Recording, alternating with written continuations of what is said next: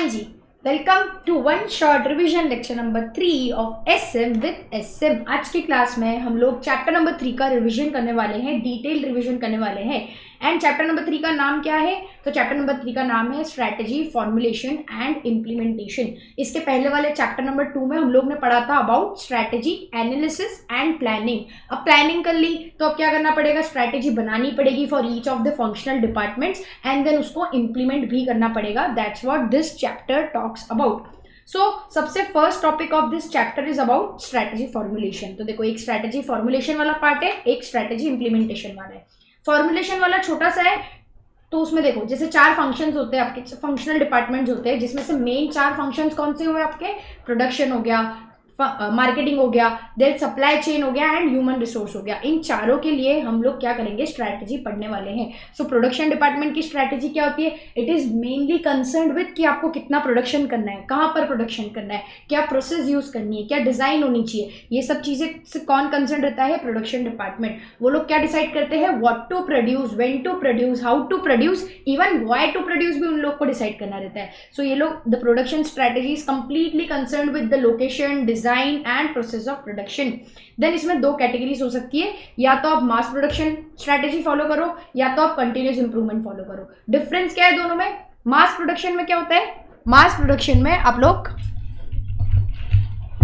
लोग को सिर्फ प्रोसेस बताई गई है, आपको टॉप मैनेजमेंट ने प्रोसेस बता दी है कि this is the process you need to follow. And जो लोग ऑपरेशनल लेवल पर काम कर रहे होते हैं, they just follow the process जो कि ऊपर से बोली गई है।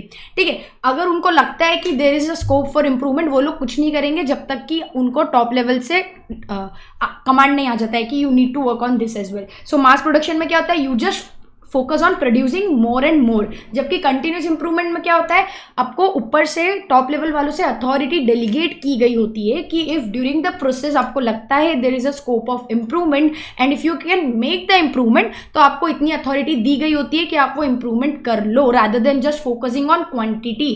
सो ये डिफरेंस है आपकी दोनों स्ट्रैटेजी में। ऑफकोर्स बेटर कौन सी है? कंटिन्यूस इंप्रूवमेंट, बिकॉज जो लोग ऑपरेशनल लेवल पे काम कर रहे होते हैं ना, उन लोग को ज़्यादा पता रहता है कि कहाँ पर ज़्यादा वेस्टेज हो रहा है, कहाँ पर स्कोप है इंप्रूवमेंट का। So that's why continuous improvement is better. Then comes your marketing strategy. Marketing strategy में आप कैसे लोगों को बताओगे कि आप ये पर्टिकुलर प्रोडक्ट प्रोड्यूस कर रहे हो, आप ये पर्टिकुलर सर्विसेज प्रोवाइड कर रहे हो, आप किस प्राइस पर प्रोवाइड कर रहे हो, आप कितना डिस्काउंट दोगे, ये सब चीज़ें कौन डिसाइड करता है? आपके मार्केटिंग डिपार्टमेंट वाले। And hence marketing strategy talks about the pricing, advertising and designing of your product और सर्विस। देन इसमें देखो, they are concern with reducing the customer defection rate. अब यहाँ पर एक नया वर्ड आया, क्या? Customer defection rate. ये एमसीक्यू में आता है, there is a very high chance कि एमसीक्यू में आएगा। इसी को हम बोलते हैं चर्न रेट। इट शोज कि कितने कस्टमर्स आपके स्विच हो गए हैं टू योर कॉम्पिटिटर। सो इसमें क्या होता है? जितना कम हो उतना बेटर होना चाहिए। ठीक है, जितना ज़्यादा है उतना प्रॉब्लमेटिक है आपके लिए कि आपके जो कस्टमर्स है वो स्विच हो रहे हैं आपके कॉम्पिटिटर पे। तो कस्टमर डिफेक्शन रेट या फिर churn rate is nothing but it shows how many of your customers are switching to your competitor. ठीक है, इसलिए we want to keep it as low as possible. Then आपको क्या चाहिए? आपका कस्टमर आपसे रिपीट परचेज करे, बहुत सारी परचेज करे, आपकी पर कस्टमर कॉस्ट कम आए, पर कस्टमर प्रॉफिट ज़्यादा हो। तो यही सब चीज़ें क्या होती है? आपकी मार्केटिंग स्ट्रैटेजी का पार्ट होती है। Then comes your supply chain strategy which is mostly concerned with material. आपके इनपुट्स आए, आपने इनपुट्स को स्टोर किया, देन आपने उसको रॉ मटेरियल को कन्वर्ट करा आपने इनटू फिनिश गुड, फिर आपने फिनिश गुड को स्टोर किया, फिर फिनिश गुड को डिस्ट्रीब्यूट किया। तो ये सब चीज़ें क्या है? आपका सप्लाई चेन।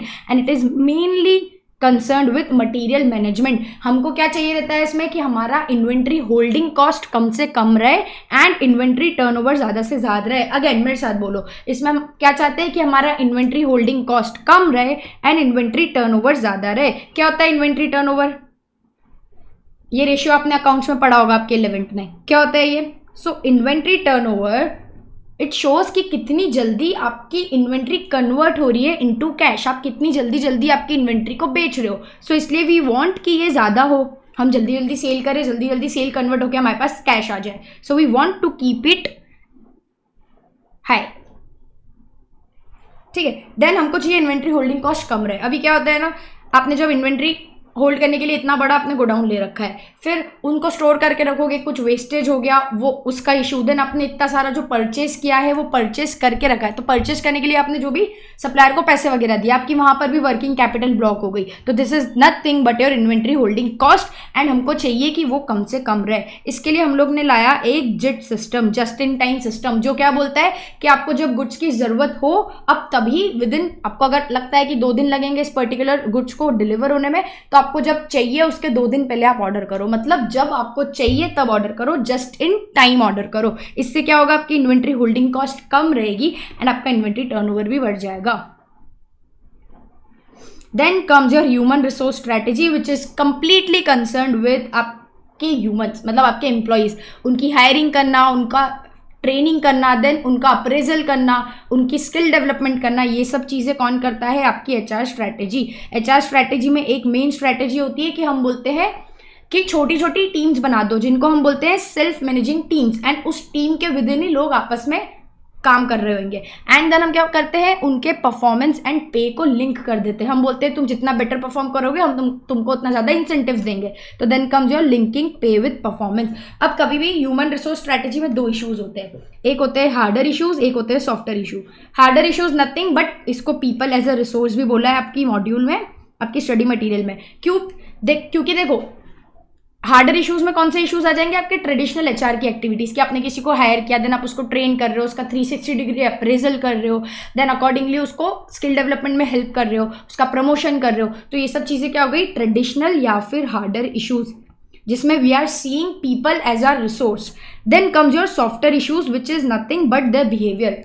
सॉफ्ट स्किल्स कैसी है, वो कैसे कैसे बात करते हैं, how fastly they adapt to any changes in the environment या फिर ऑर्गेनाइजेशन में। जैसे ही हम उनको अगर किसी दूसरे डिपार्टमेंट में डाल रहे हैं तो वो कितनी जल्दी अडाप्ट कर पा रहे, कोई न्यू टेक्नोलॉजी आई है तो वो कितनी जल्दी उसको लर्न कर पा रहे। These are all software issues जिसको हम बोलते हैं people and behaviour. And then third is organising people, you need to organise the people. तो हमने देखा था कि 3 लेवल्स, 3 स्ट्रक्चर्स थे। एक तो एचआर का फंक्शन होता है जिसमें कंप्लीटली एचआर की टीम रहती है। देन लाइन मैनेजर वाला एक लाइन होता है, मतलब लाइन मैनेजर मतलब आपके ऊपर के मैनेजर्स। देन जो भी आपके ऑपरेशनल लोग हैं, एम्प्लॉइज लोग हैं, उन लोग का लेवल। तो 3 हो गए, कौन से, एक एचआर का डिपार्टमेंट हो गया, एक सारे मैनेजर्स हो गए, एंड देन एम्प्लॉइज आ गए। तो this is what is there in organising people, कि आपको ऑर्गेनाइज करके रखना पड़ेगा पूरे डिपार्टमेंट को, पूरी ऑर्गेनाइजेशन को। बस ये टॉपिक इतना सही था। Then comes your strategy implementation का टॉपिक, जिसमें सबसे पहले हमको बताया गया है कि ऑर्गेनाइजेशन के कल्चर स्ट्रक्चर कैसे कैसे होते हैं। कितने टाइप के स्ट्रक्चर्स होते हैं ऑर्गेनाइजेशन के, 5 टाइप के स्ट्रक्चर्स होते हैं। कौन सा, सबसे first functional structure, then divisional structure, then metric structure, 4th one was your transnational structure, and 5th is your project based structure. क्या होता है मैम ये सब स्ट्रक्चर्स में, तो देखो हमारे फंक्शनल स्ट्रक्चर में जितने भी हम फंक्शनल डिपार्टमेंट्स की बात कर रहे हैं ना, ये सारे डिपार्टमेंट्स को, ये सारे फंक्शंस को एक अलग अलग डिपार्टमेंट बना दिया जाता है, एंड टॉप पर एक सीईओ बैठा होता है, या फिर उसको हम टॉप मैनेजमेंट बोल सकते हैं। Top manager, CEO, chairman etcetera etcetera, कुछ भी बोल सकते हैं। सो आपका सीईओ हो गया, एंड देन उसके अंदर क्या हो गए, सारे फंक्शनल डिपार्टमेंट्स हो गए। फंक्शनल डिपार्टमेंट के अंदर इतने सारे लोग काम कर रहे हैं, ये देखो इतने सारे लोग काम कर रहे हैं। तो आपका यहाँ पर एक प्रोडक्शन का डिपार्टमेंट हो गया, एक यहाँ पे सेल्स एंड मार्केटिंग डिपार्टमेंट हो गया, एक एचआर हो गया, एक फाइनेंस हो गया, एंड इन सब में 3-3 ऐसे लोग काम कर रहे हैं। 3-3 नहीं, मतलब बहुत ज़्यादा भी होते हैं। तो जो ये production, sales and marketing, HR, finance, इनके जो हेड होते हैं उनको हम बोलते हैं सीनियर मैनेजर्स, एंड जो सबसे टॉप पर होता है उसको हम बोलते हैं टॉप मैनेजर। सो ये फंक्शनल स्ट्रक्चर होता है। देन डिविजनल स्ट्रक्चर में क्या होता है, आप डिविजन्स बना देते हो, या तो आपके प्रोडक्ट या सर्विस जो आप बेच रहे हो उसके हिसाब से बना देते हो, product A, product B, product C, ऐसा। या फिर आप क्या करते हो, आप लोकेशन के हिसाब से बना दो, कि इंडिया को एक अलग डिवीजन बना दो, आउटसाइड इंडिया को एक अलग डिवीजन बना दो। तो आपने क्या किया, यहाँ पर डिविजन्स बनाए। हर डिवीजन के अंदर अब फंक्शंस होंगे, फंक्शनल डिपार्टमेंट्स होंगे, जो हमने ऊपर पढ़ा था, production, sales and marketing etcetera. तो इसमें 3 चेन हो गई। देखो ये दिस इज नथिंग बट जो हमने corporate, then business, then functional पढ़ा था ना चैप्टर नंबर 1 में, this is nothing but that structure only. Then comes your metric structure. Metric structure में क्या होता है, आप रिस्पॉन्सिबल रहोगे टू मैनेजर्स, जैसे यहाँ टॉप पर तो एक आपका सीईओ हो गया। देन अगर आपके फंक्शनल डिपार्टमेंट्स है, operations, SNM, sales and marketing, HR, finance, तो आपने क्या किया, ये डिपार्टमेंट्स भी बना दिए। एट द सेम टाइम आपने प्रोजेक्ट वाइज भी डिवाइड कर दिया कि प्रोजेक्ट ए इसको अलग कर दो, प्रोजेक्ट बी इसको अलग कर दो। So for example big force में अगर आप देखोगे ना तो आपके लाइन मैनेजर्स अलग होते हैं, आपके परफॉर्मेंस मैनेजर्स अलग होते हैं, लेकिन आप अगर किसी पर्टिकुलर कंपनी पे काम कर रहे हो तो उस पर्टिकुलर इंगेजमेंट का मैनेजर जो होता है वो अलग होता है। सो अगर आप ऑडिट में हो बिग फोर में तो आप देखना आपके परफॉर्मेंस मैनेजर अलग रहेंगे जो कि आपका क्या करेंगे, ईयरली रिव्यू करेंगे। लेकिन आप मल्टीपल ड्यूरिंग द ईयर आप मल्टीपल ऑडिट्स में इंगेज हो सकते हो, पॉसिबिलिटी है, यस। तो जो भी रिस्पेक्टिव इंगेजमेंट्स है, रिस्पेक्टिव जो भी आपकी ऑडिट्स है, कंपनीज है, उनके जो भी मैनेजर्स है आप उनको भी रिस्पॉन्सिबल रहोगे। So in this case you are responsible to 2 managers, you are accountable to 2 managers. एक तो जो आपका परफॉर्मेंस मैनेजर है जो आपका ईयरली रिव्यू करने वाला है, एंड एक जो आपके रिस्पेक्टिव प्रोजेक्ट्स के मैनेजर्स है। So this is what is matrix structure, जिसमें हमने बिग फोर का एग्जाम्पल लिया था। Then another is transnational structure, ये मोस्टली एमएनसीज में होता है क्योंकि यहाँ पर क्या रहते हैं, इन लोग के ग्लोबल प्रोडक्ट्स होते हैं। देन ये मल्टीपल कंट्रीज में होती है, इसके लिए इसको क्या बोलते हैं, ट्रांसनेशनल, क्योंकि वो मल्टीपल नेशंस में होते हैं। इसमें क्या होता है, एक हेडक्वार्टर हो गया, देन आपके जो भी प्रोडक्ट्स है, जैसे अगर होम केयर प्रोडक्ट है तो उसको एक अलग आपने कैटेगरी बना दिया, देन आपका एफएमसीजी है तो उसको आपने एक अलग कैटेगरी बना दिया। तो ये क्या हो गए, ये आपके ग्लोबल प्रोडक्ट्स हो गए। देन हर प्रोडक्ट अलग अलग कंट्री में चलता होगा, इसलिए क्या होगा, कंट्री ए, कंट्री बी, कंट्री सी, मतलब मल्टीपल जो भी कंट्रीज है आपने उनको भी डिवाइड कर दिया, उनको भी सेगमेंट कर दिया। देन आपके फंक्शनल डिपार्टमेंट्स जो होते हैं, मार्केटिंग, रिसर्च एंड डेवलपमेंट, ये लोग क्या करते हैं, एज अ ऑर्गेनाइजेशन के लिए काम करते हैं, वो पूरी ऑर्गेनाइजेशन के लिए काम करते हैं, इसलिए वो सबका सोचते हैं। यहाँ पर हमारे डायग्राम में अगर आप देखोगे, सो वो किसी पर्टिकुलर कंट्री या पर्टिकुलर प्रोडक्ट के लिए रिस्पॉन्सिबल नहीं है, they are responsible for the organisation as a whole. उनको पूरी ऑर्गेनाइजेशन के लिए ही R&D करना है, रिसर्च एंड डेवलपमेंट करना है। Then comes your project based structure. Project based structure में क्या होता है, आपके प्रोजेक्ट्स है, वो आपने एक टीम बनाई, आपने काम किया, प्रोजेक्ट खत्म हुआ और आपका वो स्ट्रक्चर भी वहाँ पे खत्म हो जाता है। इसमें हमने एग्जाम्पल लिया था इवेंट मैनेजमेंट कंपनीज का। अब हम इन सारे स्ट्रक्चर्स का मैंने ग्लिम्स दिया है, अब इन स्ट्रक्चर्स को हम लोग थोड़ा सा डिटेल में पढ़ लेते हैं। So functional structure and divisional structure तो आई होप आपको अच्छे से समझ आया होगा। पहले इनके हम पढ़ लेते हैं एडवांटेजेस। तो हमने क्या एडवांटेजेस पढ़े थे, CCSR was our mnemonic. CSR आपने देखा है, अब CSR मतलब आपके लॉ में CSR एक्टिविटीज वाला टॉपिक है, तो उसको यूज करके यहाँ पर हमने निमोनिक बनाया है CCSR। ये क्या है, these are the advantages of your functional as well as divisional structure. First C का मतलब क्या है, control, C for control. Functional structure में हम क्या बोलेंगे, you have greater control over the operations. जो भी टॉप मैनेजमेंट था ना आपका, वो टॉप मैनेजमेंट का डायरेक्ट कंट्रोल है ओवर दी ऑपरेशंस। उसको डायरेक्टली पता है कि फंक्शनल डिपार्टमेंट वाला भी उसको बता रहा है, फीडबैक दे रहा है, प्रोडक्शन डिपार्टमेंट वाला उसको फीडबैक दे रहा है, सेल्स एंड मार्केटिंग वाला टॉप मैनेजमेंट को फीडबैक दे रहा है कि हमारे डिपार्टमेंट में ये सब चल रहा है। सो जो टॉप मैनेजमेंट है उसके पास क्या होता है, ग्रेटर कंट्रोल होता है over the operations. Then divisional structure में भी same, greater control over the divisions, क्योंकि डिवीजन कैसा वर्क कर रहा है टॉप मैनेजमेंट को वो डिवीजन मैनेजर आके बताने वाला है। डिवीजन मैनेजर तो जो था हमारा, वो जाके CEO को बताएगा कि हमारा डिवीजन ऐसा ऐसा चल रहा है। तो CEO के पास क्या है, greater control over the divisions performance. ठीक है।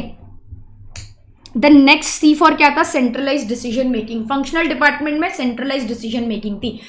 जो भी डिसीजन था वो CEO ले रहा था एंड रिस्पेक्टिव फंक्शनल डिपार्टमेंट्स वाले सिर्फ उसको इंप्लीमेंट कर रहे थे। जबकि डिविजनल स्ट्रक्चर में क्या होता, बिकॉज आपने अलग अलग डिविजन्स बना दिए तो हर डिविजन का अलग डिसीजन हर कोई लेगा, डिविजनल मैनेजर लेगा। डिविजनल मैनेजर अपने ए डिवीजन मैनेजर वाला अपने डिवीजन के लिए डिसीजन लेगा, B वाला B के लिए लेगा, as a organisation as a whole के लिए CEO लेगा। लेकिन अगर सिर्फ किसी पर्टिकुलर डिवीजन की बात है तो डिविजनल मैनेजर लेने वाला है डिसीजन। इसलिए फंक्शनल डिपार्टमेंट में हम बोलते हैं कि सेंट्रलाइज्ड डिसीजन मेकिंग है, लेकिन आपके डिविजनल डिपार्टमेंट में डिसेंट्रलाइज्ड डिसीजन मेकिंग है। एंड हम ये भी बोल सकते हैं यू कैन ऐड, रिमूव और मर्ज डिवीजन। आप कभी भी किसी एक डिवीजन को हटा सकते हो। आपको लग रहा है कि यार हमारा US मार्केट में अच्छा परफॉर्मेंस नहीं है, तो आप सिर्फ ये US को यहाँ से हटा दो। आपके division A and division C which R India का मार्केट एंड US वाला मार्केट, UK वाला market, it will not be hampered. उस पर कुछ भी इफेक्ट नहीं आने वाला है अगर आप सिर्फ इसको हटा दोगे। यू कैन ईजिली ऐड और रिमूव। आपको चाहिए कि यार एक और कोई कंट्री में चालू करना है, आप यहाँ पर एक और कंट्री ला दो। So it is easy to add, remove or merge your divisions when you use what, divisional structure.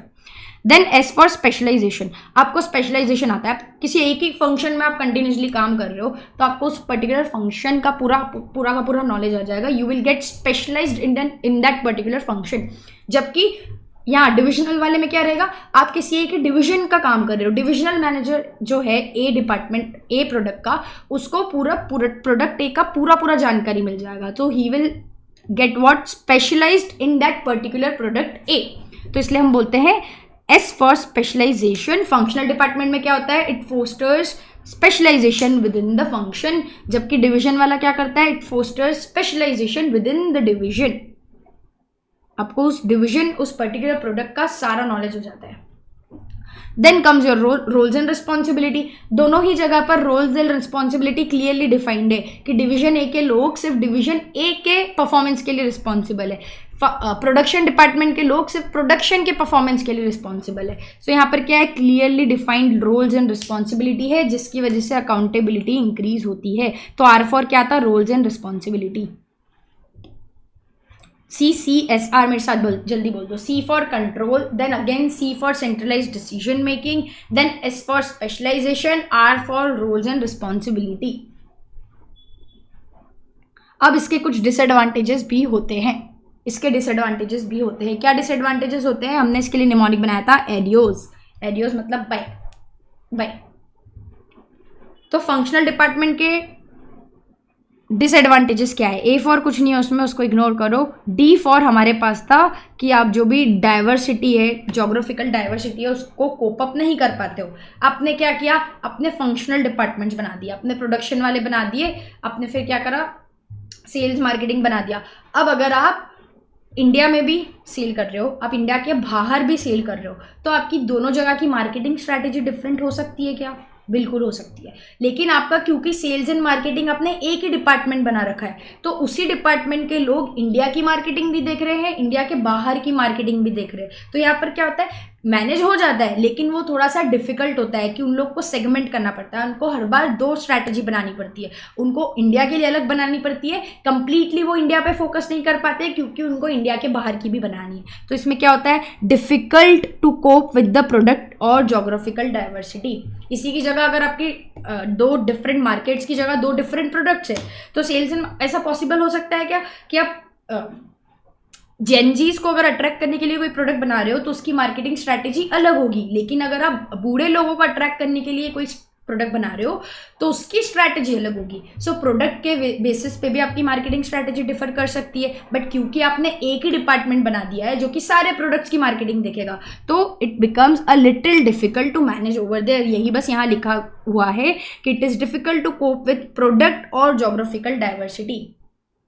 Then I for it is difficult to integrate knowledge across functions, क्योंकि प्रोडक्शन वाला सिर्फ प्रोडक्शन का काम कर रहा है, वो उसी के बारे में सोच रहा है, सेल्स वाला सिर्फ उसी का सोच रहा है, मार्केटिंग वाला सिर्फ उसी का सोच रहा है, तो वो लोग आपस में नॉलेज को इंटीग्रेट नहीं कर पाते हैं, शेयर नहीं कर पाते हैं। Then O for it overburdens the top management as functional conflicts are pushed up. अब देखो जो टॉप मैनेजमेंट है, फंक्शनल डिपार्टमेंट्स में कुछ भी प्रॉब्लम आ रही है, प्रोडक्शन और सेल्स वालों का झगड़ा हो गया, वो डायरेक्टली कहाँ जा रहे हैं, सीईओ के पास जा रहे हैं। अब सीईओ जो टॉप मैनेजर था, उसके पास ऑर्गेनाइजेशन की रिस्पॉन्सिबिलिटीज तो है ही, उसके पास पूरी ऑर्गेनाइजेशन के बारे में भी उसको सोचना है, तो उसको वो भी करना है, but at the same time अगर फंक्शनल डिपार्टमेंट्स की कुछ भी छोटी मोटी नोकझोंक हो जाती है तो वो सारे के सारे कॉन्फ्लिक्ट्स ऊपर लेके आ जाते हैं, उनको बताने आ जाते हैं टॉप मैनेजमेंट को। तो टॉप मैनेजमेंट क्या हो जाता है, ओवरबर्डन हो जाता है, बिकॉज अब क्या उसको उनके कॉन्फ्लिक्ट्स भी सुलझानी पड़ेगी, उसके पास बाकी का काम तो है ही। सो इससे क्या होता है, आपका टॉप मैनेजमेंट ओवरबर्डन हो जाता है। Then S for it is difficult to set up uniform standards. आप यूनिफॉर्म स्टैंडर्ड्स नहीं सेटअप कर सकते बिकॉज प्रोडक्शन वालों का फोकस किसी और चीज़ पे हो सकता है कि यार हमको सिर्फ क्वालिटी पे वर्क करना है, सेल्स वालों का फोकस कहीं और हो सकता है कि हमको वॉल्यूम इंक्रीज करनी है, सेल्स वॉल्यूम बढ़ानी है, तो प्लीज़ प्रोडक्शन वालों तुम प्रोडक्शन बढ़ाओ, तुम क्वांटिटी बढ़ाओ। लेकिन प्रोडक्शन वाले क्या बोल रहे हैं कि हम सिर्फ क्वालिटी पे फोकस कर रहे हैं, अभी तो क्वालिटी पे फोकस करने के लिए हम मास प्रोडक्शन नहीं कर पाएंगे, हम कम प्रोडक्शन करेंगे। लेकिन सेल्स वाले को वॉल्यूम बढ़ानी है तो वो तो बोल रहा है नहीं ज़्यादा प्रोड्यूस करके दो। सो ये क्या हो रहा है, आप एक यूनिफॉर्म स्टैंडर्ड नहीं सेट कर पा रहे हो, आपको हर डिपार्टमेंट की हिसाब से अलग अलग सोचना पड़ेगा। आएगा समझ में। देन हमारे डिविजनल स्ट्रक्चर के भी डिसएडवांटेजेस है. We have the same mnemonic ADIOS. A for autonomous. जो भी आपके डिविजन्स है ना वो ऑटोनोमस हो जाते हैं, इंडिपेंडेंटली ऑपरेट करते हैं. वो सोचते ही नहीं है कि यार our performance organisation as a whole को इम्पैक्ट क्या करेगा. फॉर एग्जाम्पल अगर डिवीजन बी है, 2 डिविजन है, एक डिवीजन ए है एंड डिवीजन बी है. डिवीजन बी करंटली क्या कर रहा है, डिवीजन ए से प्रोडक्ट ले रहा है, लेकिन डिवीजन ए जो है अगर वो मार्केट में वो प्रोडक्ट बेचेगा तो उसको ज़्यादा पैसे मिलेंगे. For example division A division B को अभी कोई चीज़ 100 रुपये में दे रहा है, लेकिन अगर वो मार्केट में उसी चीज़ को बेचे तो उसको 120 रुपीज़ मिल रहा है. तो डिवीजन ए क्या हो रहा है, यहाँ पर बायस हो रहा है कि यार मैं तो मार्केट में ही बेचूंगा, मैं डिवीजन बी को नहीं दूंगा क्योंकि मुझे यहाँ पर 20 रुपीज़ एक्स्ट्रा मिल रहे हैं. तो डिवीजन ए क्या कर रहा है, ऑटोनोमस मतलब इंडिपेंडेंटली ऑपरेट कर रहा है, तो वो अपने बारे में सोच रहा है कि मैं तो मार्केट में बेचूंगा. वो एज अ होल ऑर्गेनाइजेशन के लिए सोच ही नहीं रहा है कि यार अगर मैं मार्केट में बेचूंगा तो डिवीजन बी कहाँ से लेके आएगा, डिवीजन बी कहाँ से खरीदेगा. और अगर डिवीजन बी को मार्केट से और महंगा मिला तो 150 रुपीज़ का मिला तो सो आप देखोगे तो ऑर्गेनाइजेशन की लेवल पे तो हमको नुकसान हो रहा है ना. सो बस यही लिखा हुआ है यहाँ पर कि डिविजन्स जो है वो ऑटोनोमस हो जाते हैं, एकदम इंडिपेंडेंटली ऑपरेट करने लग जाते हैं. वो सोचते ही नहीं है एज अ होल ऑर्गेनाइजेशन पे क्या इंपैक्ट आने वाला है. Then D for duplication of function. आपने हर डिवीजन के अंदर फंक्शन बना दिए थे, देखा था ना हमने यहाँ ऊपर कि आपने डिवीजन ए के लिए भी इतने सारे फंक्शंस बना दिए, डिवीजन बी में भी आपने प्रोडक्शन HR सब अलग अलग बना दिया, डिवीजन सी में भी बना दिया. तो it results in duplication of functions. Then यहाँ पर भी सेम चीज, I for integration of knowledge. It is difficult to integrate knowledge among across divisions. Division A वाले सिर्फ डिवीजन ए के बारे में जानते हैं, उनको पता ही नहीं डिवीजन बी के मार्केट में चल क्या रहा है. सिमिलरली डिवीजन बी को पता ही नहीं कि सी में क्या चल रहा है. सो यहाँ पर क्या हो रहा है, it is difficult to integrate knowledge across divisions. O for यहाँ पर कुछ भी नहीं है. S for divisions focus on short term performance. जो अभी हमने ऊपर एग्जांपल लिया, जो डिवीजन ए ने क्या बोला कि मैं मार्केट में 120 रुपये में बेचूंगा और डिवीजन बी को 100 रुपये में नहीं दूंगा. तो वो क्या कर रहा है, वो शॉर्ट टर्म परफॉर्मेंस पे फोकस कर रहा है कि यार मैं मार्केट में बेचूंगा तो 20 रुपीज़ से मेरा प्रॉफिट इंक्रीज हो जाएगा. अरे तुम लॉन्ग टर्म ऑर्गेनाइजेशन के परस्पेक्टिव से भी तो सोचो. सो ये इसका डिसएडवांटेज है कि division starts focusing on short term. S for short term performance.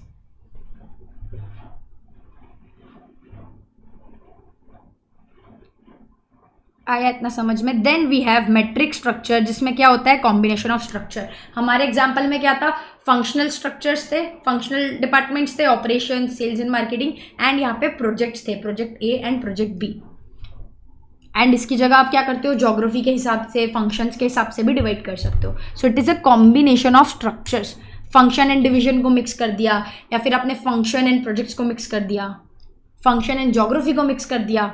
So it is a combination of your structure. इसके एडवांटेजेस क्या है, integration of knowledge. Integration of knowledge कैसे, क्योंकि देखो जब आप किसी पर्टिकुलर प्रोजेक्ट ए में काम कर रहे हो ना, आप जब यहाँ प्रोजेक्ट ए में काम कर रहे हो तो ऑपरेशन का बंदा भी कोई एक बंदा आके चलो प्रोजेक्ट ए में काम कर रहा है, सेल्स एंड मार्केटिंग का भी एक बंदा प्रोजेक्ट ए में, HR का भी एक बंदा प्रोजेक्ट ए में, फाइनेंस का भी एक बंदा प्रोजेक्ट ए में. अब ये चारों मिलके, एक बंदे चारों मिलके प्रोजेक्ट ए पे वर्क कर रहे हैं, तो ये चारों मोस्ट ऑफ द टाइम एक साथ में ही बिताते हैं. एंड प्रोजेक्ट ए के बारे में जब वो काम कर रहे होते हैं तो बिकॉज 4 ही लोग हैं, आपस में बातचीत होती है और ये लोग एक दूसरे के डिपार्टमेंट के पर्सपेक्टिव से भी सोचने लग जाते हैं. So it results in integration of knowledge. इसका एडवांटेज क्या हो गया, integration of knowledge and broader range of responsibility. Responsibility तो ऑफकोर्स बढ़ी गई ना, अब 2 मैनेजर्स के लिए रिस्पॉन्सिबल हो, प्रोजेक्ट ए के लिए भी रिस्पॉन्सिबल हो, प्लस आप ऑपरेशनल डिपार्टमेंट के लिए भी, या फिर आपके जो भी फंक्शनल डिपार्टमेंट है उसके लिए भी रिस्पॉन्सिबल हो. तो आपकी यहाँ पे रिस्पॉन्सिबिलिटीज बढ़ गई. And it is very flexible, because देखो आप अभी प्रोजेक्ट ए पे काम कर रहे हो 4 लोग मिलकर, फिर आप दूसरे 4 लोग मिलकर प्रोजेक्ट बी पे काम कर रहे होंगे, फिर प्रोजेक्ट सी पे काम कर रहे होंगे. तो it is very flexible, you can change the project. जो भी आपकी प्रोजेक्ट की टीम है ना, आप उनको चेंज कर सकते हो. तो it is very flexible.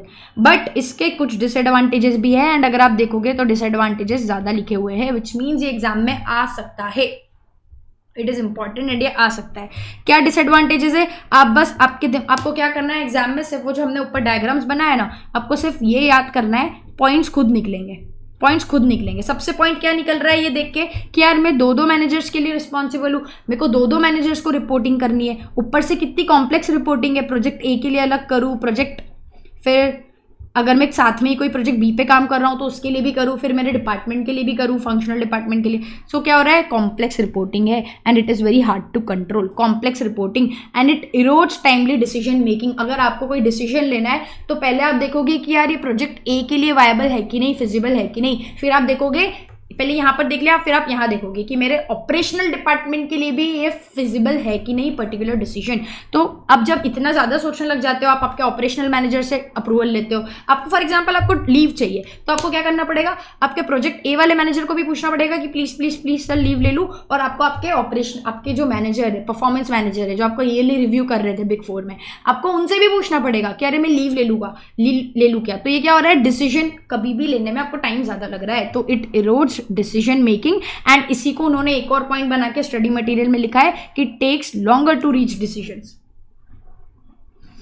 Then conflicts हो जाते हैं because staffs are responsible to 2 managers. मैंने ऑपरेशनल डिपार्टमेंट वाले को बोला कि यार मैं प्रोजेक्ट ए वाले का काम कर रहा था, प्रोजेक्ट ए वाले को बोला कि मैं ऑपरेशनल डिपार्टमेंट वाले का काम कर रही थी और मैं कर कुछ नहीं रही थी, मैं सिर्फ टाइम पास कर रही थी। तो यहाँ पर क्या हो रहा है, कॉन्फ्लिक्ट हो रहा है, क्योंकि मैं 2 लोगों के लिए रिस्पॉन्सिबल हूँ, प्लस मैं मक्कारी भी कर रही हूँ। तो यहाँ पर क्या हो जाएगा, एक तो वो जो दोनों project a manager and operational department का मैनेजर, इन दोनों में आपस में कॉन्फ्लिक्ट हो सकते हैं कि अरे यार तुमने मेरा काम पहले क्यों नहीं करने दिया, अरे यार तुमने मेरा काम क्यों नहीं पहले करने दिया। हम ये किसी को नहीं बताएंगे कि हम टाइम पास कर रहे थे, तो इसलिए वहाँ क्या हो जाएंगे, कॉन्फ्लिक्ट। एंड हम टीम वर्क पे बहुत ज़्यादा एक्सेसिव रिलाय कर रहे हैं, क्योंकि हमने देखा ना कि चारों operation, sales and marketing, HR, सारे डिपार्टमेंट के एक लोग मिलकर क्या कर रहे थे, प्रोजेक्ट ए पे काम कर रहे थे। अब प्रोजेक्ट ए पे 4 लोग हैं, तो उन लोग को टीम वर्क दिखाना पड़ेगा, एंड अगर टीम वर्क नहीं दिखाया तो वो प्रोजेक्ट अच्छे से काम नहीं होगा। तो बस यहाँ पर हम क्या कर रहे हैं, एक्सेसिवली रिलाय कर रहे हैं on team work. Then comes your transnational structure. Transnational structure में क्या होता है, जल्दी मेरे साथ बोलो, it combines local responsiveness of international subsidiary with coordination advantage. वापस मेरे साथ बोलो, it combines local responsiveness of international subsidiaries with coordination advantage. आपकी जो भी इंटरनेशनल सब्सिडरी मतलब ऐसी कंपनी जो मल्टी नेशनल्स में है, वो बहुत सारे नेशनल्स में है, फॉर एग्जांपल HUL। अब इनको क्या करना है, इंडिया में उनके लिए अलग प्रोडक्ट मतलब प्रेफर करते हैं लोग, इंडिया के बाहर लोगों का चॉइस अलग होता है, इंडिया अलग मार्केटिंग स्ट्रैटेजी से अट्रैक्ट होता है, इंडिया के बाहर लोग अलग स्ट्रैटेजी से अट्रैक्ट होते हैं। तो उनको क्या करना है, इनको कंबाइन करना है, local responsiveness of international subsidiary with coordination advantage. सबको आपस में क्या करना पड़ेगा, कोऑर्डिनेट करना पड़ेगा। इसमें देखो हमने यहाँ पर डायग्राम बनाया था कि सबसे पहले आपका एक हेडक्वार्टर होता है। आप वैसे डायग्राम ध्यान में रखना और आपको इसके सारे के सारे कैरेक्टरिस्टिक्स ध्यान में आ जाएंगे। ट्रांसनेशनल स्ट्रक्चर में आपको कैरेक्टरिस्टिक्स पूछेगा, आपको एटलीस्ट 7 कैरेक्टरिस्टिक्स लिख कर आने हैं, सो दैट आपको 7 मार्क्स मिल जाए। जो कि हमारे डायग्राम को आप देखोगे तो आपको 7 कैरेक्टरिस्टिक्स खुद से समझ आ जाएंगे। कैसे, each nation operates independently. First of all आपका हर नेशन इंडिपेंडेंटली ऑपरेट कर रहा है, कंट्री ए, country B, country C, country D, हर नेशन इंडिपेंडेंटली ऑपरेट कर रहा है। सेकंड, आप क्या कर सकते हो, एक ही जगह पे मास प्रोडक्शन करके मल्टीपल कंट्रीज में प्रोडक्ट को क्या कर सकते हो, भिजवा सकते हो। सो आप क्या करोगे, मास प्रोडक्शन करोगे तो there is a chance of economies of scale, आप इकोनॉमीज ऑफ स्केल अचीव कर सकते हो। सो ये आपका दूसरा पॉइंट हो गया। देन थर्ड पॉइंट क्या हो गया, जो आपके ग्लोबल मैनेजर्स होते हैं ना, उनकी ओवरराइडिंग रिस्पॉन्सिबिलिटीज होती है। जो भी ग्लोबल प्रोडक्ट मैनेजर है उनकी ओवरराइडिंग रिस्पॉन्सिबिलिटीज होती है। कैसे, अगर ग्लोबल प्रोडक्ट मैनेजर ने बोल दिया कि ये पर्टिकुलर प्रोडक्ट अब से बंद, अब से ये बनेगा ही नहीं, तो बस बंद मतलब बंद। अब आप ऐसे नहीं बोल सकते कि अरे प्लीज कंट्री ए में चलने दो, कंट्री बी में बंद करो, बंद मतलब बंद। तो they have overriding responsibilities global managers. Then country managers जो होते हैं उनकी डुअल रिस्पॉन्सिबिलिटीज होती है। आप देखो यहाँ पर भी रिस्पॉन्सिबल है, यहाँ पर भी, कंट्री में भी रिस्पॉन्सिबल है। They have dual responsibility. एक तो उनको उस पर्टिकुलर ग्लोबल प्रोडक्ट के बारे में भी सोचना पड़ेगा कि यार हम इस प्रोडक्ट में कैसे इनोवेशन ला सकते हैं। एट द सेम टाइम उनको ये भी सोचना पड़ेगा कि एक पर्टिकुलर प्रोडक्ट मेरी कंट्री में कैसे चल रहा है, अच्छे से चल रहा है कि नहीं चल रहा है, तो चलो उसके लिए मार्केटिंग कैंपेन्स करो। तो उसकी डुअल रिस्पॉन्सिबिलिटी हो जाती है towards the country plus towards the product. तो हो गए आपके 4 पॉइंट्स। देन एक हेडक्वार्टर होता है। हेडक्वार्टर क्या करता है, हेड ऑफिस होता है, वो आपके टैलेंट के एक्विजिशन में हेल्प करता है, टैलेंट स्पॉट करता है। उसने देखा कि यार ग्लोबल प्रोडक्ट, ये वाला जो पर्टिकुलर प्रोडक्ट है, ये प्रोडक्ट अब मैं बंद कर रहा हूँ, लेकिन इसमें मेरे पास एक एम्प्लॉई है जो कि बहुत ही अच्छा परफॉर्म करता है, बहुत इनोवेटिव सोल्यूशन लेके आता है, तो मैं उसको क्या करूँगा, इस दूसरे प्रोडक्ट्स में डाल दूंगा, दूसरे प्रोडक्ट डिपार्टमेंट्स में डाल दूंगा। या फिर मैं बोलूँगी कि कंट्री डी का एक मैनेजर है मार्केटिंग वाला, वो बहुत ही बढ़िया है उसको, लेकिन कंट्री डी में ऑलरेडी आपका बहुत अच्छा मार्केट है, तो वो क्या बोलेगा, कंट्री बी अच्छी नहीं चल रही है, चलो ये वाले डी वाले मैनेजर को उठा के बी में डाल दे। तो ये क्या करते हैं, कंप्लीटली रिसोर्स अलोकेशन का काम करते हैं, टैलेंट स्पॉट करते हैं एंड आपको कोऑर्डिनेशन में हेल्प करते हैं। Then comes your functional department, जो कि क्या करते हैं, एज अ होल ऑर्गेनाइजेशन के बारे में सोचते हैं, world wide innovation and learning के बारे में सोचते हैं। वो ऐसा नहीं सोचेंगे कि ये पर्टिकुलर प्रोडक्ट इस कंट्री में क्या इनोवेशन लाए, इस पर्टिकुलर प्रोडक्ट के लिए इस कंट्री के लिए क्या इनोवेशन लाए। वो सोचते हैं इस पर्टिकुलर प्रोडक्ट में इनोवेशन ही क्या लाए कि ये सारी कंट्रीज में हिट हो जाए। वो कभी भी किसी एक कंट्री के लिए नहीं सोचते, वो एज अ होल सोचते हैं कि प्रोडक्ट में क्या इनोवेशन लाए कि ये सब जगह पर हिट हो जाए। सो यही बस यहाँ लिखा है, they ensure world wide innovation and learning. आए के समझ में, जल्दी बताओ। ये आपका था transnational structure. Then comes your project based structure, जिसमें क्या होता है, teams are created, the work is undertaken and then the team is dissolved. इसमें हमने एग्जांपल लिया था इवेंट मैनेजमेंट कंपनीज का। तो ये क्या करती है, कोई पर्टिकुलर इवेंट हुआ, उसमें 4-5 लोगों ने मिलकर वो इवेंट पूरा ऑर्गेनाइज कर दिया। वो शादी का इवेंट था, वो खत्म हो गया। फिर हमारा एक दूसरा इवेंट आया, वर्ल्ड कप का इवेंट आया, उसमें भी थोड़ी बहुत टीम के लोग चले गए और फिर क्या हुआ, वर्क एग्जीक्यूट हुआ, टीम डिसॉल्व हो गई। सो ये क्या होता है, प्रोजेक्ट बेस्ड स्ट्रक्चर। आपका जो भी प्रोजेक्ट है उसके हिसाब से टीम बनाओ, काम करो और खत्म कर दो, बंद कर दो, डिसॉल्व कर दो। अब इसके एडवांटेजेस क्या है, फ्लेक्सिबल, ऑफ कोर्स फ्लेक्सिबल है ना, टीम बना रहे हो बंद कर दे रहे हो, फिर बना रहे हो फिर बंद कर दे रहे हो, तो it is very flexible. And roles clearly defined है कि इतने टाइम से इतने टाइम तक आपको सिर्फ वर्ल्ड कप के इवेंट के बारे में सोचना है, इतने टाइम से इतने टाइम तक आपको अंबानी जी की शादी के बारे में सोचना है, सिर्फ वहाँ की शादी के सारे आपको मैनेजमेंट करने हैं। तो ये क्या हो रहा है, रोल्स क्लियरली डिफाइंड है and hence you have greater accountability. Then you can integrate knowledge, क्योंकि अगर फॉर एग्जांपल आपका जो बंदा शादी में ही था, शादी वाले इवेंट मैनेजमेंट में था, वही बंदे को वर्ल्ड कप वाले इवेंट मैनेजमेंट में लेके आ गए, तो वो क्या करेगा, जब ये लोग आपस में बात करेंगे तो बताएगा ना, शादी में हमने ऐसा मैनेज किया था, ये प्रॉब्लम्स आई थी, फिर हमने वैसे किया वैसे किया। तो यहाँ पर क्या हो रहा है, इंटीग्रेशन हो रहा है ऑफ नॉलेज। जो भी वर्ल्ड कप फर्स्ट टाइम जो लोग हमेशा से वर्ल्ड कप ही कर रहे थे लेकिन उन्होंने कभी कोई शादी का इवेंट मैनेजमेंट नहीं किया था, तो उनको थोड़ा बहुत तो नॉलेज मिल जाएगा कि अच्छा शादियों में ऐसा प्रॉब्लम आता है, ऐसे फिगर आउट करते हो तुम, ऐसे रिजॉल्व करते हो। तो क्या होता है, इंटीग्रेशन ऑफ नॉलेज होता है।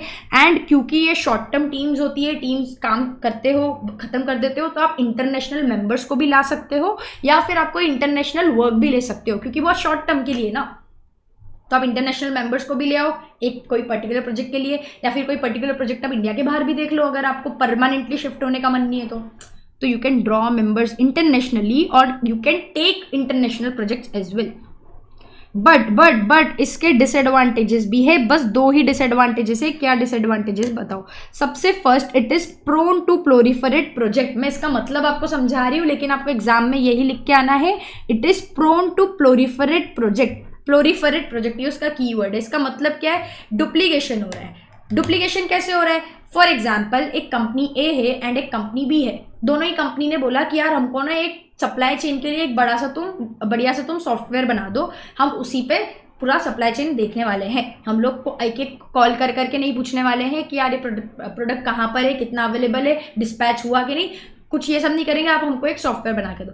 तो आपने क्या करा, दोनों अलग कंपनी है, कंपनी भी, दोनों में सेम काम है, लेकिन क्योंकि दोनों में आपको सेम टाइम पे वो प्रोजेक्ट डिलीवर करना है, तो आपने अलग अलग लोगों की टीम बनाई। 4 लोग की टीम आपने क्या करा, कंपनी ए के लिए बना दी, 4 लोगों की टीम आपने कंपनी बी के लिए बना दी। अब क्या कर रहे हैं, दोनों ही 4 लोगों की टीम अलग अलग क्या कर रही है, रिसर्च कर रही है कि यार कैसे सॉफ्टवेयर बनाए, अलग अलग सॉफ्टवेयर डेवलप कर रही है। तो यहाँ पर क्या हो रहा है, डुप्लीकेशन हो रहा है। इसकी जगह आप क्या कर सकते थे, इसकी जगह आप ये भी तो कर सकते थे कि कंपनी ए ने, कंपनी ए के लिए हमने पूरा सॉफ्टवेयर बना लिया, हमने पूरा स्क्रैच से बना लिया, एंड जब कंपनी बी के लिए बनाना है तो हमने वो जो ए के लिए बनाया था उसको ही थोड़ा बहुत मॉडिफाई करके बी को चिपका दिया, अगर सेम ही टीम है तो। लेकिन आपने क्या किया, दोनों अलग अलग टीम बना दी, क्योंकि आप प्रोजेक्ट के हिसाब से टीम्स बना रहे हो, प्रोजेक्ट के हिसाब से स्ट्रक्चर्स बना रहे हो। तो it is prone to proliferate project, मतलब duplication, it is prone to duplication. Then it hinders accumulation of knowledge. Knowledge accumulate नहीं हो पा रहा है, मेरे को कल तुमने शादी का इवेंट दे दिया, आज तुमने वर्ल्ड कप का दे दिया, उसके बाद तुम किसी बर्थडे सेलिब्रेशन का इवेंट दे रहे हो, तो क्या हो रहा है, अक्यूमुलेशन ऑफ नॉलेज नहीं हो पा रहा है। टीम बन रही है, काम हो रहा है, फिर खत्म कर दे रहे हो, फिर बीच में गैप आ जा रहा है, फिर बाद में वापस से टीम बन रही है, काम हो रहा है, फिर खत्म, फिर वापस गैप। तो it hinders accumulation of knowledge, knowledge इकट्ठा नहीं हो पा रहा है। आए के समझ में। तो हमारे 5 स्ट्रक्चर्स थे, वापस से 5 के नाम बोल दो। Functional structure, divisional structure, matrix structure, translational structure and your project based structure. आए के समझ में, जल्दी बताओ।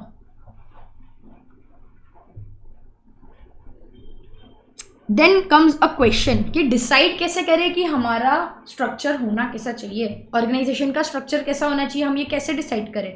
सो इसके लिए हमारे पास 9 टेस्ट है, 9 डिज़ाइन टेस्ट। डिज़ाइन टेस्ट मतलब क्या डिज़ाइन होनी चाहिए ऑर्गेनाइजेशन की, उसका टेस्ट, 9 डिज़ाइन टेस्ट। इसके लिए हमने एक निमोनिक बनाया था MP में PF, तो ये आपके 4 पॉइंट्स हो जाएंगे। देन कम्स से, तो S फॉर आपका एक और पॉइंट है, डरा में DRA एक और पॉइंट है, एंड एक F से पॉइंट है, MP में PF से डरा फॉर 2। ठीक है, तो ये पहले मेरे साथ जल्दी बोलो। M for market advantage test, M for market advantage test. इसमें क्या होता है, आप आपका स्ट्रक्चर ऐसा बनाते हो जो आपकी मार्केटिंग स्ट्रैटेजी को प्रमोट करे। हमने इसमें एग्जांपल लिया था ज़ारा का, जैसे ज़ारा फास्ट फैशन ब्रांड है, तो इनको क्या करना पड़ेगा, इनकी डिज़ाइन टीम, इनकी प्रोक्योरमेंट टीम, इनकी प्रोडक्शन टीम, इन सबको साथ में रखना पड़ेगा, क्योंकि अदरवाइज क्या होगा, डिज़ाइन टीम पे तुम डिपेंडेंट हो कि यार हम कोई डिज़ाइन बताए तब तो हम फिर प्रोक्योरमेंट करें, फिर प्रोक्योरमेंट वाले पे डिपेंडेंट हो कि अरे ये सामान ला के दे तब तो हम प्रोडक्शन करें। तो उससे बेटर क्या करो ना, इन तीनों डिपार्टमेंट्स को साथ में ही रख दो, वरना ये लोग क्या करेंगे, एक एक डिपार्टमेंट के मैनेजर के अप्रूवल का वेट करते रहेंगे, इतना टाइम नहीं है हमारे पास। तीनों डिपार्टमेंट को तुम एक ही बना दो, तीनों को मर्ज कर लो। तो आप यहाँ पर क्या कर रहे हो, तुम्हारी जो स्ट्रैटेजी थी कि तुमको फास्ट फैशन ब्रांड बनना है, उसके हिसाब से तुमने तुम्हारा स्ट्रक्चर बना दिया। सो मार्केट एडवांटेज टेस्ट क्या बोलता है, your structure should promote your marketing strategy, या फिर it should align with your strategy.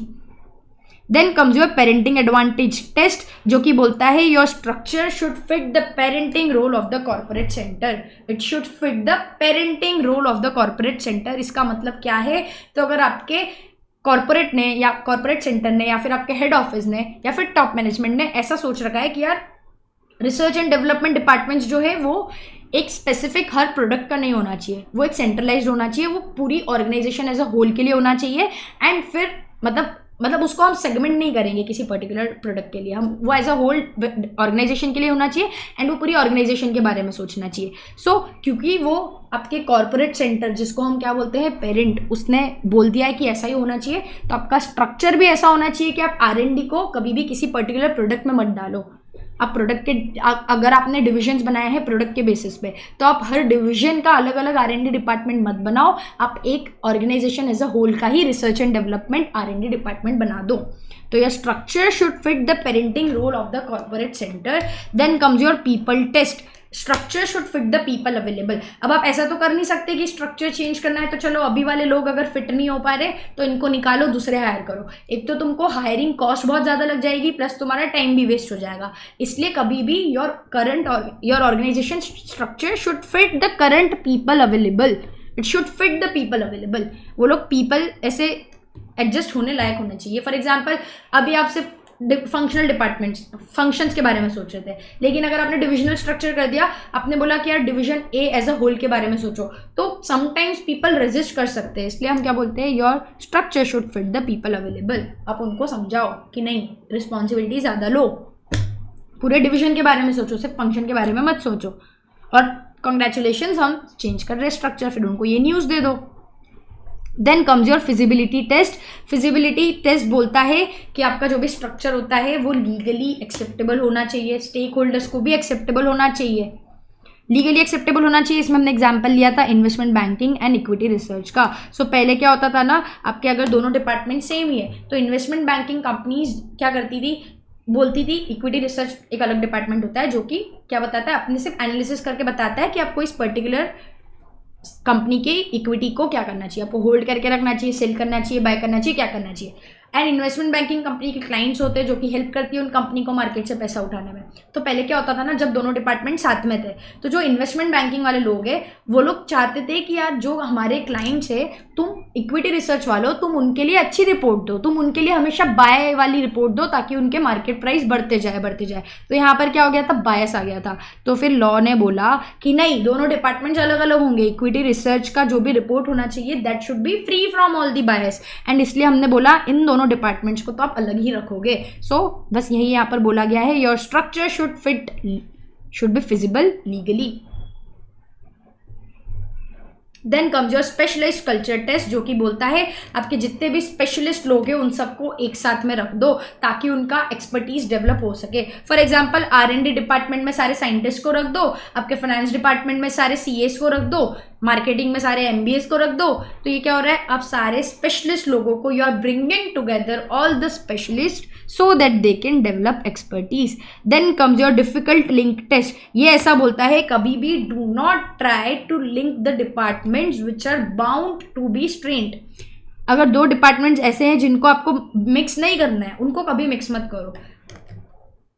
इसमें एग्जाम्पल है हमारे पास, इसका एग्जाम्पल हम लेंगे कि फॉर एन एग्जाम्पल मेरी कंपनी है, उसमें बहुत सारे प्रोडक्ट्स हैं. अगेन सेम एग्जांपल आपका, product A, product B, product C. अब जो प्रोडक्ट ए वाला मैनेजर है ना, वो बोल रहा है ओके आपके प्रोडक्ट ए के अंदर भी दो सेगमेंट्स है, एक इंडिया भी है, एक इंडिया के बाहर भी है. अब जो प्रोडक्ट ए का इंडिया वाला मैनेजर है वो रिसर्च एंड डेवलपमेंट वालों को बोल रहा है कि यार ये प्रोडक्ट ए को थोड़ा सा, मतलब चलो प्रोडक्ट आपके खाने का आइटम है, तो उन्होंने क्या बोला, थोड़ा सा इसमें ना मिर्ची नमक बढ़ा दो. R&D वालों को बोला थोड़ा सा मिर्ची नमक वगैरह बढ़ा के ये प्रोडक्ट दो ताकि ये इंडिया में ज़्यादा चले, क्योंकि इंडिया में क्या चलता है, चटपटा चलता है.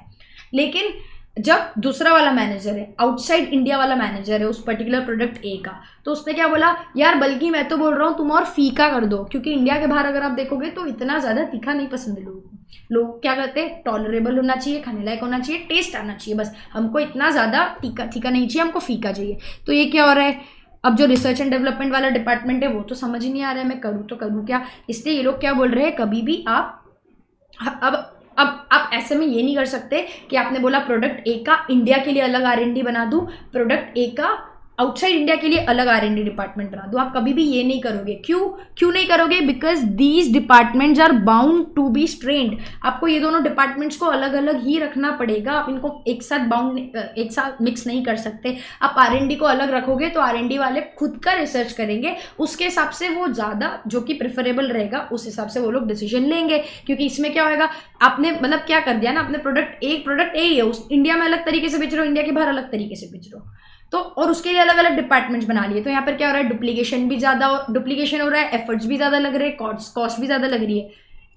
So these two departments are bound to be strained and hence you should not try to link these departments. यही डिफिकल्ट लिंक टेस्ट बोलता है कि please do not link two departments which are bound to be strained, जो कि अलग रहना चाहिए, आप उनको मिला नहीं सकते. Then comes your redundant hierarchy test, जो कि बोलता है कभी भी इतनी सारी लेयर्स मत रखो ऑर्गेनाइजेशन में, क्योंकि क्या होता है उससे आपकी डिसीजन मेकिंग में टाइम लग जाता है. डिसीजन मेकिंग अभी हमने पढ़ा ना, it erodes timely decision making, blockage आ जाता है. कोई भी डिसीजन लेना है फटाफट आप ले ही नहीं पाओगे, क्योंकि इतनी लेयर्स है, सब लेवल्स का हमको अप्रूवल लेना पड़ेगा जा जाके. सो रिडंडेंट हिरार्की टेस्ट बोलता है your organisation structure should not have too many layers of management because that causes blockages. Then comes your accountability test, जो कि बोलता है your structure should help clearly define the responsibilities. पता रहना चाहिए कौन किसके लिए रिस्पॉन्सिबल है, ताकि हम उसको अकाउंटेबल या रिस्पॉन्सिबल हेल्प कर पाए कुछ भी प्रॉब्लम आ रही है तो. Your structure should clearly define the roles and responsibility to promote accountability.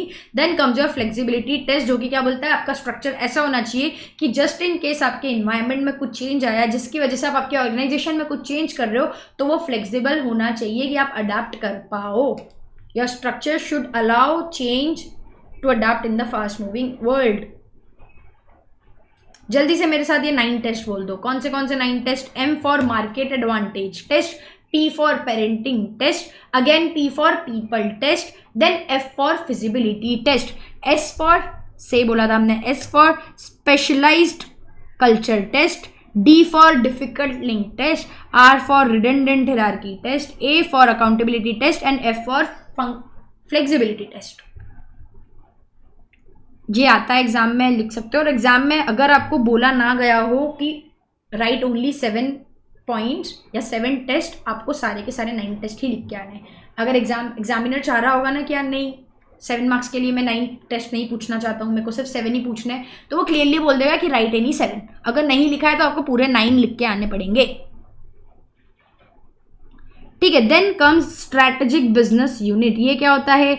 Strategic business unit आपका वो पार्ट होता है ऑर्गेनाइजेशन का जिसका एक अलग मार्केट है, जिसके अलग कॉम्पिटिटर्स है, विच कैन ऑपरेट इंडिपेंडेंटली. इसमें हमने लिया था एग्जांपल एप्पल का आईफोन का मार्केट पूरा अलग है, उसका मैकबुक का मार्केट, कॉम्पिटिटर्स सब कुछ बिल्कुल अलग है, उसके वेरिएबल्स के कॉम्पिटिटर्स, स्ट्रैटेजी, सब चीज़ें बिल्कुल अलग है. इसलिए ये तीनों क्या हो गए? एप्पल के SBUs हो गए, स्ट्रैटेजिक बिजनेस यूनिट हो गई, बिकॉज इनके कॉम्पिटिटर्स अलग है। आईफोन का देखोगे तो क्या कॉम्पिटिटर्स है, सैमसंग है, आपका नथिंग का फोन हो गया, वीवो, ओप्पो एक्सेट्रा, ये सब उनके क्या हो गए, आईफोन के कॉम्पिटिटर्स हो गए। लेकिन अगर आप देखोगे तो मैकबुक के कॉम्पिटिटर्स HP, डेल, आपके जितने भी कंप्यूटर्स है। वियरेबल के कॉम्पिटिटर्स आपके नॉइज, बोट, ये सब चीज़ें क्या हो गई, आपके वियरेबल्स मतलब वॉच, हेडफोन्स, इन सब के कॉम्पिटिटर्स हो गए। सो आपके तीनों सेगमेंट्स के क्या है, अलग अलग कॉम्पिटिटर्स है, उनकी मार्केटिंग स्ट्रैटेजी अलग है, and these can operate independently, इसलिए हम इनको क्या बोलते हैं, SBU। सो मेरे साथ बोल दो जल्दी से,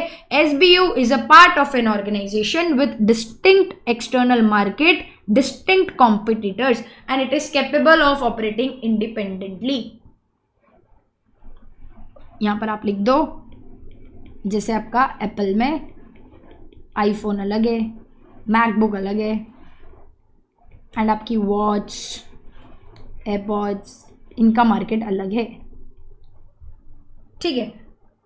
अब मैम क्या ये SBU भी हमारा एक स्ट्रक्चर होता है? देखो, इट कैन और can not be your structure, आगे मैं आपको बताने वाली हूँ, अभी आप थाम्बा, नेक्स्ट बताते हैं। सबसे पहले पढ़ लो concerns while identifying SBU identify करने में क्या क्या कंसर्न्स हो सकते हैं, क्या क्या प्रॉब्लम हो सकती है। सबसे पहले आप बहुत ज़्यादा सेगमेंट में डिवाइड कर सकते हो, देयर इज अ पॉसिबिलिटी। आपने बोला यार सिर्फ आईफोन नहीं, आईफोन 17 अलग करो, आपने 15 अलग करो, 14 अलग करो, ये तो कुछ भी नहीं। आपने बोला प्रो का अलग सेगमेंट बनाओ, प्रो मैक्स का अलग सेगमेंट बनाओ, मिनी का अलग सेगमेंट बनाओ, आपके बेसिक का अलग सेगमेंट बनाओ। तो आप क्या कर रहे हो, यू आर सब dividing it into many segments. आपने बहुत सारे सेगमेंट्स में उसको सब डिवाइड कर दिया, जो कि क्या हो जाता है, gets very difficult to manage, it becomes very unmanageable, then it may lead to complexity. आपने क्योंकि इतने सारे सेगमेंट्स बना लिए, अब आप जब ऑर्गेनाइजेशन एज अ होल के लिए या फिर कॉर्पोरेट लेवल कुछ स्ट्रैटेजी बनाओगे तो इतने सारे सेगमेंट्स, इतने सारे SBU के बारे में सोचना पड़ेगा, तो it gets a little complex to develop corporate level strategy. Then third point ये था जो मैं आपको बोल रही थी कि इट इज़ पॉसिबल कि आपके ऑर्गेनाइजेशन का स्ट्रक्चर अलग है, लेकिन आपने SBU बनाए only for the purpose of making your strategy, जो कि एप्पल करता है। अगर आप देखोगे तो एप्पल फंक्शनल स्ट्रक्चर फॉलो करता है, लेकिन only for strategy making process उसने SBUs बना रखे हैं। आईफोन अलग बना रखा है, मैकबुक अलग बना रखा है, वेरिएबल्स अलग बना रखे हैं। तो इट इज़ अ पॉसिबिलिटी कि आप SBU सिर्फ स्ट्रैटेजी मेकिंग प्रोसेस के लिए यूज़ कर रहे हो, बट आपके ऑर्गेनाइजेशन का स्ट्रक्चर डिफरेंट है। ऐसे केस में मैम प्रॉब्लम क्या है, टॉपिक पढ़ा था हमने कंसर्न्स, तो प्रॉब्लम क्या है, प्रॉब्लम ये है कि आप जब भी कोई भी स्ट्रैटेजी बनाओगे या स्ट्रक्चर बनाओगे, you need to consider the linkage between SBU and your structure. आपको इन दोनों की रिलेशनशिप को कंसिडर करना पड़ेगा, क्योंकि दो अलग अलग चीजें हो गई। आपने स्ट्रैटेजी बना तो दी आईफोन के हिसाब से अलग बना दी, मैकबुक के हिसाब से अलग बना दी, लेकिन आपके फंक्शनल डिपार्टमेंट अलग है, आपका ऑर्गेनाइजेशन का स्ट्रक्चर अलग है, तो उस केस में आपको कंसिडर करना पड़ेगा the relationship between these two things. आया क्या समझ में? देन आप SBU आइडेंटिफाई करने के लिए वी हैव 2 क्राइटेरियाज। एक होता है एक्सटर्नल क्राइटेरिया, जिसको हम बोलते हैं मार्केट बेस्ड क्राइटेरिया। एक होता है आपका इंटरनल क्राइटेरिया, जिसको हम बोलते हैं, क्या बोलते हैं, कैपेबिलिटीज बेस्ड क्राइटेरिया। एक्सटर्नल में क्या होता है, market based criteria. External is nothing but your market based criteria. इसमें हम क्या करते हैं, आपके जो भी टारगेट कस्टमर्स है या आपके जो भी चैनल्स है, आप जो चैनल यूज कर रहे हो, आप उनके हिसाब से क्या करते हो, आपके SBUs आइडेंटिफाई कर लेते हो। फॉर एग्जांपल आपके चैनल्स अलग है, एक आपका ऑनलाइन चैनल है, आप ऑनलाइन भी बेचते हो प्रोडक्ट्स, एक आपका ऑफलाइन चैनल है, आप ऑफलाइन भी बेचते हो प्रोडक्ट, तो आपने SBU क्या बना दिए, ऑनलाइन अलग बना दिया, ऑफलाइन अलग बना दिया। तो मार्केट बेस में आप क्या कर रहे हो, you are identifying SBUs basis the targeting same customers. आपके कस्टमर टाइप कौन से है, कौन से चैनल्स के थ्रू आप बेच रहे हो चीजें, ठीक है। देन एक और होता है आपका इंटरनल क्राइटेरिया, जिसको हम बोलते हैं कैपेबिलिटीज क्राइटेरिया, जिसमें आप क्या करते हो, जो भी सिमिलर स्ट्रैटेजी कैपेबिलिटी लगने वाली है, आप जिनके लिए भी सिमिलर स्ट्रैटेजी फॉलो करने वाले हो, आप एक उनको अलग SBU बना देते हो, एंड जो भी जिनके लिए आप कोई डिफरेंट स्ट्रैटेजी फॉलो करने वाले हो उनके लिए आप एक अलग एसबी बना देते हो। फॉर एग्जांपल हमने एग्जांपल लिया था डीमार्ट का, तो डीमार्ट में अगर आप देखोगे तो डीमार्ट में गंगवाल, तलाटी, इन सब का पोहा भी मिलता है, मतलब डीमार्ट में ब्रांड्स के भी पोहे मिलते हैं, लेकिन डीमार्ट में डीमार्ट की पैकेजिंग वाले पोहे भी मिलते हैं, एंड दोनों के लिए वो अलग स्ट्रैटेजी फॉलो करता है। वो डीमार्ट वाले में ज़्यादा डिस्काउंट देता है, लेकिन वो जो भी तलाटी ब्रांड्स के प्रोडक्ट्स है उसमें कम डिस्काउंट देता है। तो क्योंकि यहाँ पर क्या है, डिफरेंट स्ट्रैटेजिक कैपेबिलिटीज है, तो उसने क्या किया, जो भी ब्रांड वाले प्रोडक्ट्स है उनको एक अलग एसबीयू बना दिया, डीमार्ट के मतलब कि ओन ब्रांड के प्रोडक्ट को एक अलग एसबीयू बना दिया। आए क्या इतना समझ में?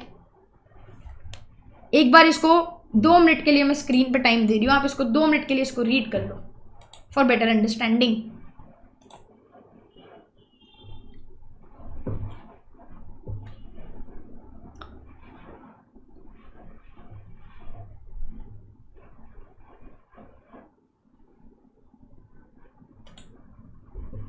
ओके, सो इसके बाद हमने नेक्स्ट टॉपिक पढ़ा था the difference between strategy formulation and implementation. दोनों में डिफरेंस क्या है?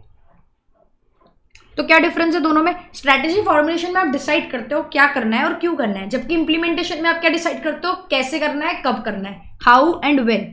अब देखो स्ट्रैटेजी फॉर्मुलेशन में क्या होते हो, आप जितने भी आपने एनालिसिस करे, आपने चैप्टर 2 में इतने सारे एनालिसिस करे थे ना, इंडस्ट्री का एनालिसिस किया था, फोर्सेस यूज करी थी पोर्टर की फाइल, फिर आपने पिस्टल फ्रेमवर्क यूज किया था, तो ये सब आप क्या करते हो, एनालिसिस करते हो। You are positioning the forces before the action. अभी आप सिर्फ एनालिसिस कर रहे हो, positioning forces before the action, जबकि इम्प्लीमेंटेशन में क्या करते हो, आप फोर्सेस को मैनेज करते हो during the action. It involves managing forces during the action. And जब फॉर्मुलेशन रहता है उस पर आप इफेक्टिवनेस पे फोकस करते हो कि यार ये चीज़ ऐसे करनी है और इतने टाइम में खत्म होनी चाहिए, जबकि आप इम्प्लीमेंटेशन के टाइम एफिशिएंसी पे फोकस करते हो कि यार इतना वेस्टेज कम होना चाहिए, ऐसी होनी चाहिए, वैसी होनी चाहिए, इतने टाइम में हो जानी चाहिए, वेस्टेज कम होना चाहिए। तो you focus on efficiency. Then formulation के लिए is mostly an intellectual process, आप सिर्फ एनालिसिस कर रहे हो, आप सोच रहे हो, जबकि implementation is an operational process, आप उसमें एक्चुअली परफॉर्म कर रहे हो।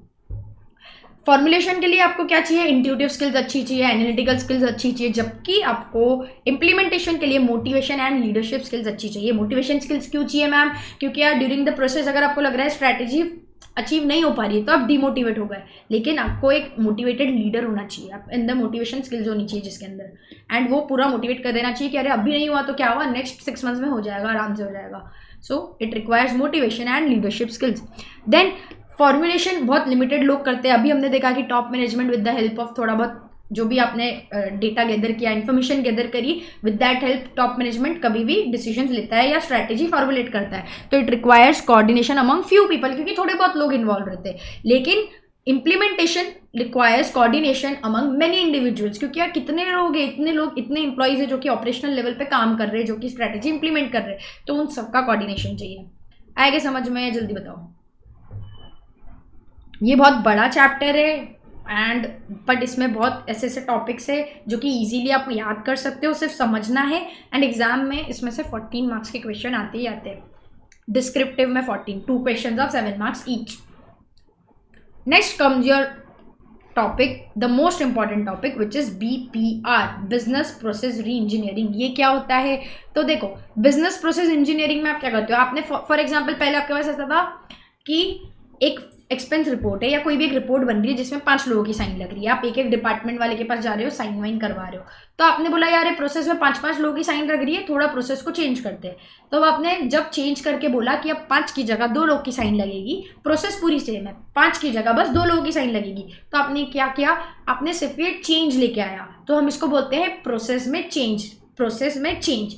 लेकिन जब आपने बोला कि नहीं अब हम मैनुअली रिपोर्ट नहीं बनाएंगे, अब हम सॉफ्टवेयर पे ऑटोमेटिकली रिपोर्ट बनेगी, ऑटोमेटिकली जिसको अप्रूव करना है उसके पास चली जाएगी, उसको लॉगिन करना है, ऐसे क्लिक करके अप्रूव करना है, ऐसे एक एक की साइन नहीं लेंगे जा जाके, तो आपने ये क्या किया, प्रोसेस को पूरा ऑटोमेट कर दिया, मैनुअल की जगह ऑटोमेटेड रिपोर्ट आ रही है। तो ये क्या हो गया, this is what is called as business process re engineering. आपने ड्रामेटिक इंप्रूवमेंट्स कर दिए, आपने बहुत ज़्यादा चेंजेस कर दिए आपकी प्रोसेस में। सो BPR की डेफिनेशन हो गई इससे हमारे पास, which is BPR is the fundamental rethinking, जल्दी मेरे साथ स्क्रीन पे देखो एंड देख देख के बोलो, आपको याद रहे ऐसा मैं एक्सपेक्ट कर भी नहीं रही हूं, आप देख के बस बोलो। BPR is the fundamental rethinking and radical redesign of business process to achieve dramatic improvements in CCM. CCM मतलब critical contemporary measures of performance such as CQSS, cost, quality, service and speed. आपको क्या चाहिए, आप पूरा scratch से सोचते हो कि यार ये प्रोसेस को कैसे चेंज करेंगे,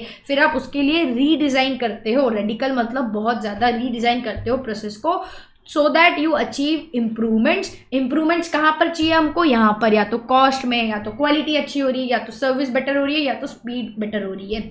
सो वापस बोल दो, BPR is the fundamental rethinking and radical redesign of business process to achieve dramatic improvements in contemporary measures, CCM, critical contemporary measures of performance such as CQSS, cost, quality, service and speed.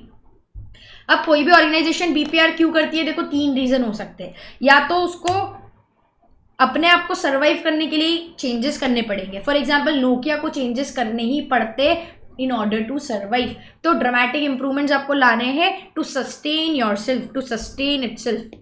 Then एक और क्यों, अगर आपको लग रहा है कि future में ये प्रॉब्लम आ सकती है तो उसके लिए आप क्या करो, आज से ही अडेप्ट कर लो, आज से ही चेंजेस ला दो। तो sometimes a company undertake BPR to cope up with the problems it might face in future. आपको लगता है कि फ्यूचर में ये प्रॉब्लम होने वाली है, आज ही चेंजेस ला देते हैं, ठीक है। देन एक और रीजन क्या हो सकता है, to be in a better position than where they currently are. तो अगर आप देखोगे Amazon, इवन इफ उसके पास लॉजिस्टिक्स बहुत बढ़िया है, it still works on better और ज़्यादा बेटरमेंट ऑफ योर लॉजिस्टिक्स। वो अभी भी उसके लॉजिस्टिक्स को और बेटर करने पे ही फोकस कर रहा है। क्यों, क्योंकि it want to be in a better position than where they currently are. तो देयर कैन बी 3 रीजन, या तो आपको सर्वाइव करना है, in order to sustain yourself you are making dramatic changes, या तो फ्यूचर में कुछ प्रॉब्लम आ सकती है जिसके लिए आपको चेंजेस करने हैं, या तो you just want to be in a better position than where you currently are. आया क्या समझ में?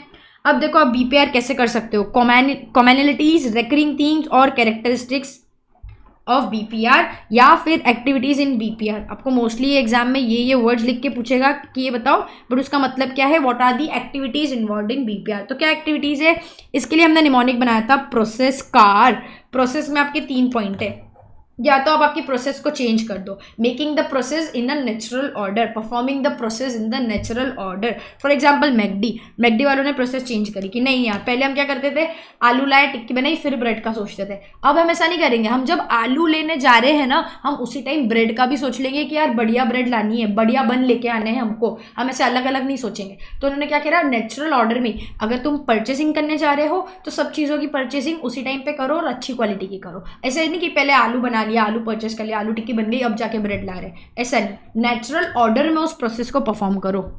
नेचुरल ऑर्डर में आप ये भी बोल सकते हो कि पहले आप क्या करो, आलू लाओ, आलू को उबालो, फिर टिक्की बनाओ, या फिर आप ऐसे थोड़ी कर सकते, पहले टिक्की बनाओ फिर उबालो। नेचुरल ऑर्डर नहीं है वो कुछ भी ऑर्डर कर दिया है आपने।